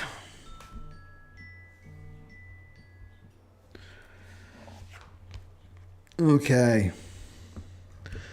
The victim, right? So this is the ego telling you you're a victim, right? Which is a big fat lie. This consciousness has to leave the planet. So feeling victimized with your finances, right? Feeling constricted by that, not accepting where you are, fighting against the reality, right? And how we resist and fight is we blame. The victim loves to blame. I have nothing to do with this, why my finances are the way they are. It's because the system's so broken. It's because of inflation. It's because of these cheaters and liars out in the world. It's always them. The victim is always, it's their fault. It's them. The victim will never tell you that you have power, that you have power in this, and that you're in an earth school. The victim will never tell you that. You're in earth school and you're learning lessons. This has nothing to do with your money. It has everything to do with your self-esteem and self-value, right? The victim wants you stuck in this consciousness and blaming everybody and not taking your power back, right? Doesn't want you in universal love, because then you won't even be thinking about money. Money will be chasing you down. Money will be on your doorsteps, like banging on your door, trying to get in, trying to like come through your window and down your chimney, right? The victim doesn't want you to know that you have power, right? It wants you in that shadow of constriction. And this is all about your energy. Your energy is constricted right now. That's what I see with Pisces. Until you start accepting, right? And relaxing and breathing long and deep and shifting stop listening to your ego and start relaxing more. Allow that gift of acceptance to come in, right? And accepting yourself and allowing that universal love to come in for you. So let's see where that will be a day worth celebrating, man, when that victim consciousness leaves this planet. Maybe in my lifetime it will leave, right? It's one of the biggest traps that we humans get locked into, right? Thinking that things are happening to us and they have nothing to do with us. And that's the victim consciousness. And you don't want to listen to your mind. I can hear your minds out there, like the victim mind. But this happened to me, and that person did this to me. Right? And it all makes so much sense, but it's always that finger's pointing out there. That's when you know you're out of your power, when you're pointing the finger out there and not pointing it back inside. Okay. I know, right? I've got a battle with my victim consciousness. I don't escape that. I have every reason. I have 1,000,001 reasons to be the victim. Right? But I'm not. I said I don't want to be in the victim Olympics anymore. I'm not interested in being in the victim Olympics, winning the gold medal for the victim. That's what we're in right now, this woke culture. Who's the biggest victim? Okay. What's the gift for Pisces, Sun, Moon, or Rising? Remember, Pisces has to look at Aquarius and Aries too. Okay. What's the gift for Pisces? What's the gift for Pisces?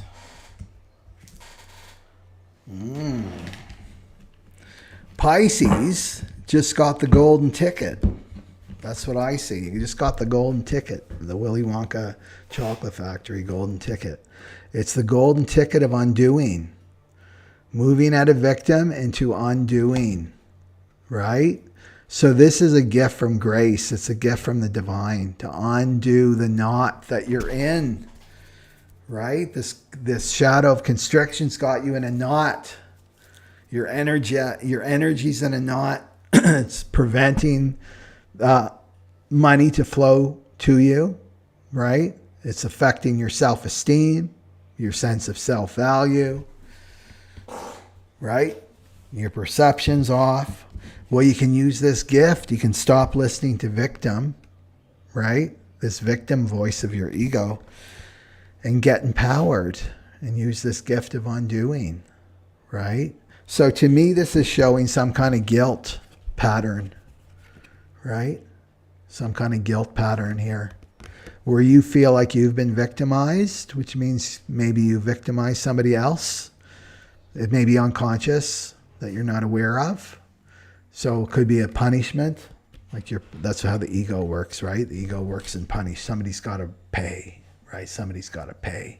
Somebody's got to pay for this punishment. And it's either me or that other person. It's all going on in the subconscious level, right? That's how the ego works. Well, this is the gift of undoing. So you can, I've talked about this before. I use this sometimes. You know, when I'm out and about and I'm impatient, because that's my biggest lesson in this lifetime is to learn patience and how slow things can move, right? How slow people take to change. Is I'll use this, right? And it's like, please undo any damage I've done to that person or myself. And then I let it go, right? So you do your own method. This is the grace to undo, right? This energy from the divine that's coming through from the higher realms to undo any damage, any knots that you've created through your ego. Because the divine can dissolve those knots for you. So this is the golden ticket to undo any part of me that's been the victimizer, that's victimized other people. That's hard to look at, Pisces, because Pisces likes to see themselves as all sensitive and right. I'm so sensitive, and everybody hurts me. I'm a saint, right? Pisces doesn't want to look at the shadows, their shadow side, which is victimization. They can victimize other people too. Pisces lashing out, right, at others. So undoing that, undoing any places where you've been victimizing people. Maybe you're not aware of it. Just do the prayer anyway, right? And then undo any damage that person's supposedly done to me, right? So that's what I see with the takeaway for all, because Pisces kind of wraps it up for all of us, because it's the last on the Zodiac sign, is this this message of blessing, because we got that card 3 times, right? And victim, I mean, of all the shadow patterns, this is like, it's the 55 in the chart. This is like the baseline this is the base note for all the other 63, right? Is victim. So this is what we're doing. So it's blessing. So I really feel the takeaway until the 30th is to really bring in the power of the divine to undo, right? Undo these knots, these constrictive knots, energetic knots that we find ourselves in our life. You'll know where you're not at, where things aren't flowing. Where in your life are things not flowing? That's where you're constricted. That we can bring in this power of undoing, to undo, like praying for the divine to undo that for us. From our hearts, we've got to be in our hearts to activate the power of grace. And then blessing. That was the other. We got that card 3 times in this reading. So blessing yourself, blessing other people, only wishing the best for other people and yourselves. Letting go of revenge, right? Any kind of revenge. And certainly letting go of that victim consciousness, that we're not victims. And then the death card, that was the other one, wasn't it? And we got that in the Dark Night of the Soul too. We got that card. So that's up too. And they say the prophecy during this time is a lot of people won't be able to deal with the psychic pain. And the psychic pain, this is the suffering that's encoded. It's encoded in our bodies, and it's about waking us up, right? And it's about opening our hearts. That's all suffering is opening our hearts, you know? And then the story of Jesus, there was a really good, I wish I could remember the name of the saint, but she was like the 1600s or something. But she had this deep experience and vision of Jesus on the cross. So he was speaking to her, you know, and he's got the crown of thorns on and the blood coming down his face and everything. And she said she was tuned into him, and he said he was in ecstasy. He said, I'm in ecstasy.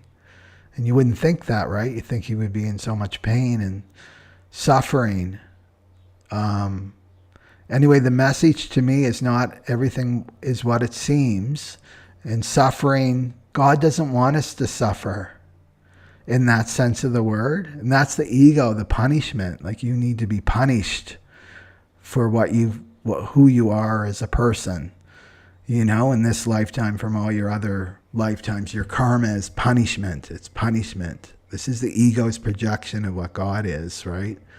This judgmental God that's going to smite us all, right? That suffering is something beautiful.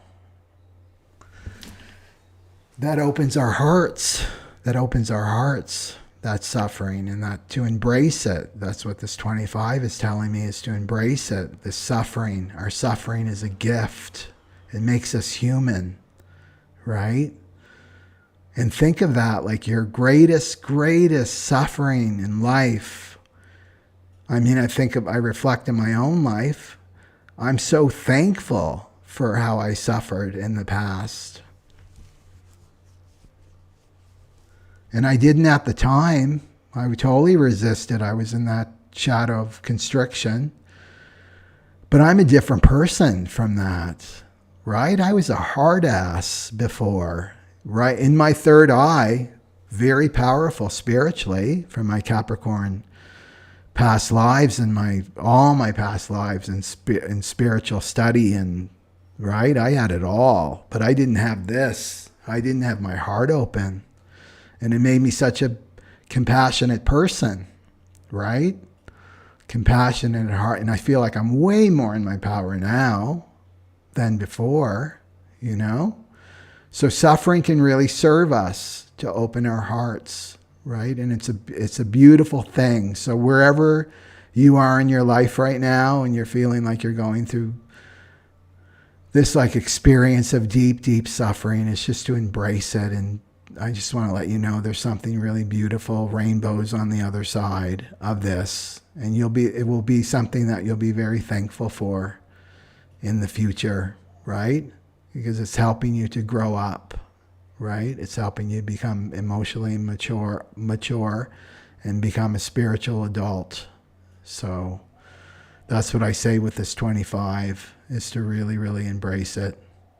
And of all the numbers of the 64 archetypes, this is like I feel like the most important one is the 25. That's why I wanted to do the live stream on it. And Jupiter's there. Jupiter and Mars are there until May 30th, right? So we've got a good over a week of this energy to work with this, right? So don't run away and resist whatever's bringing up suffering for you. Like, just really go deep into that space, right? Let it shatter your heart open.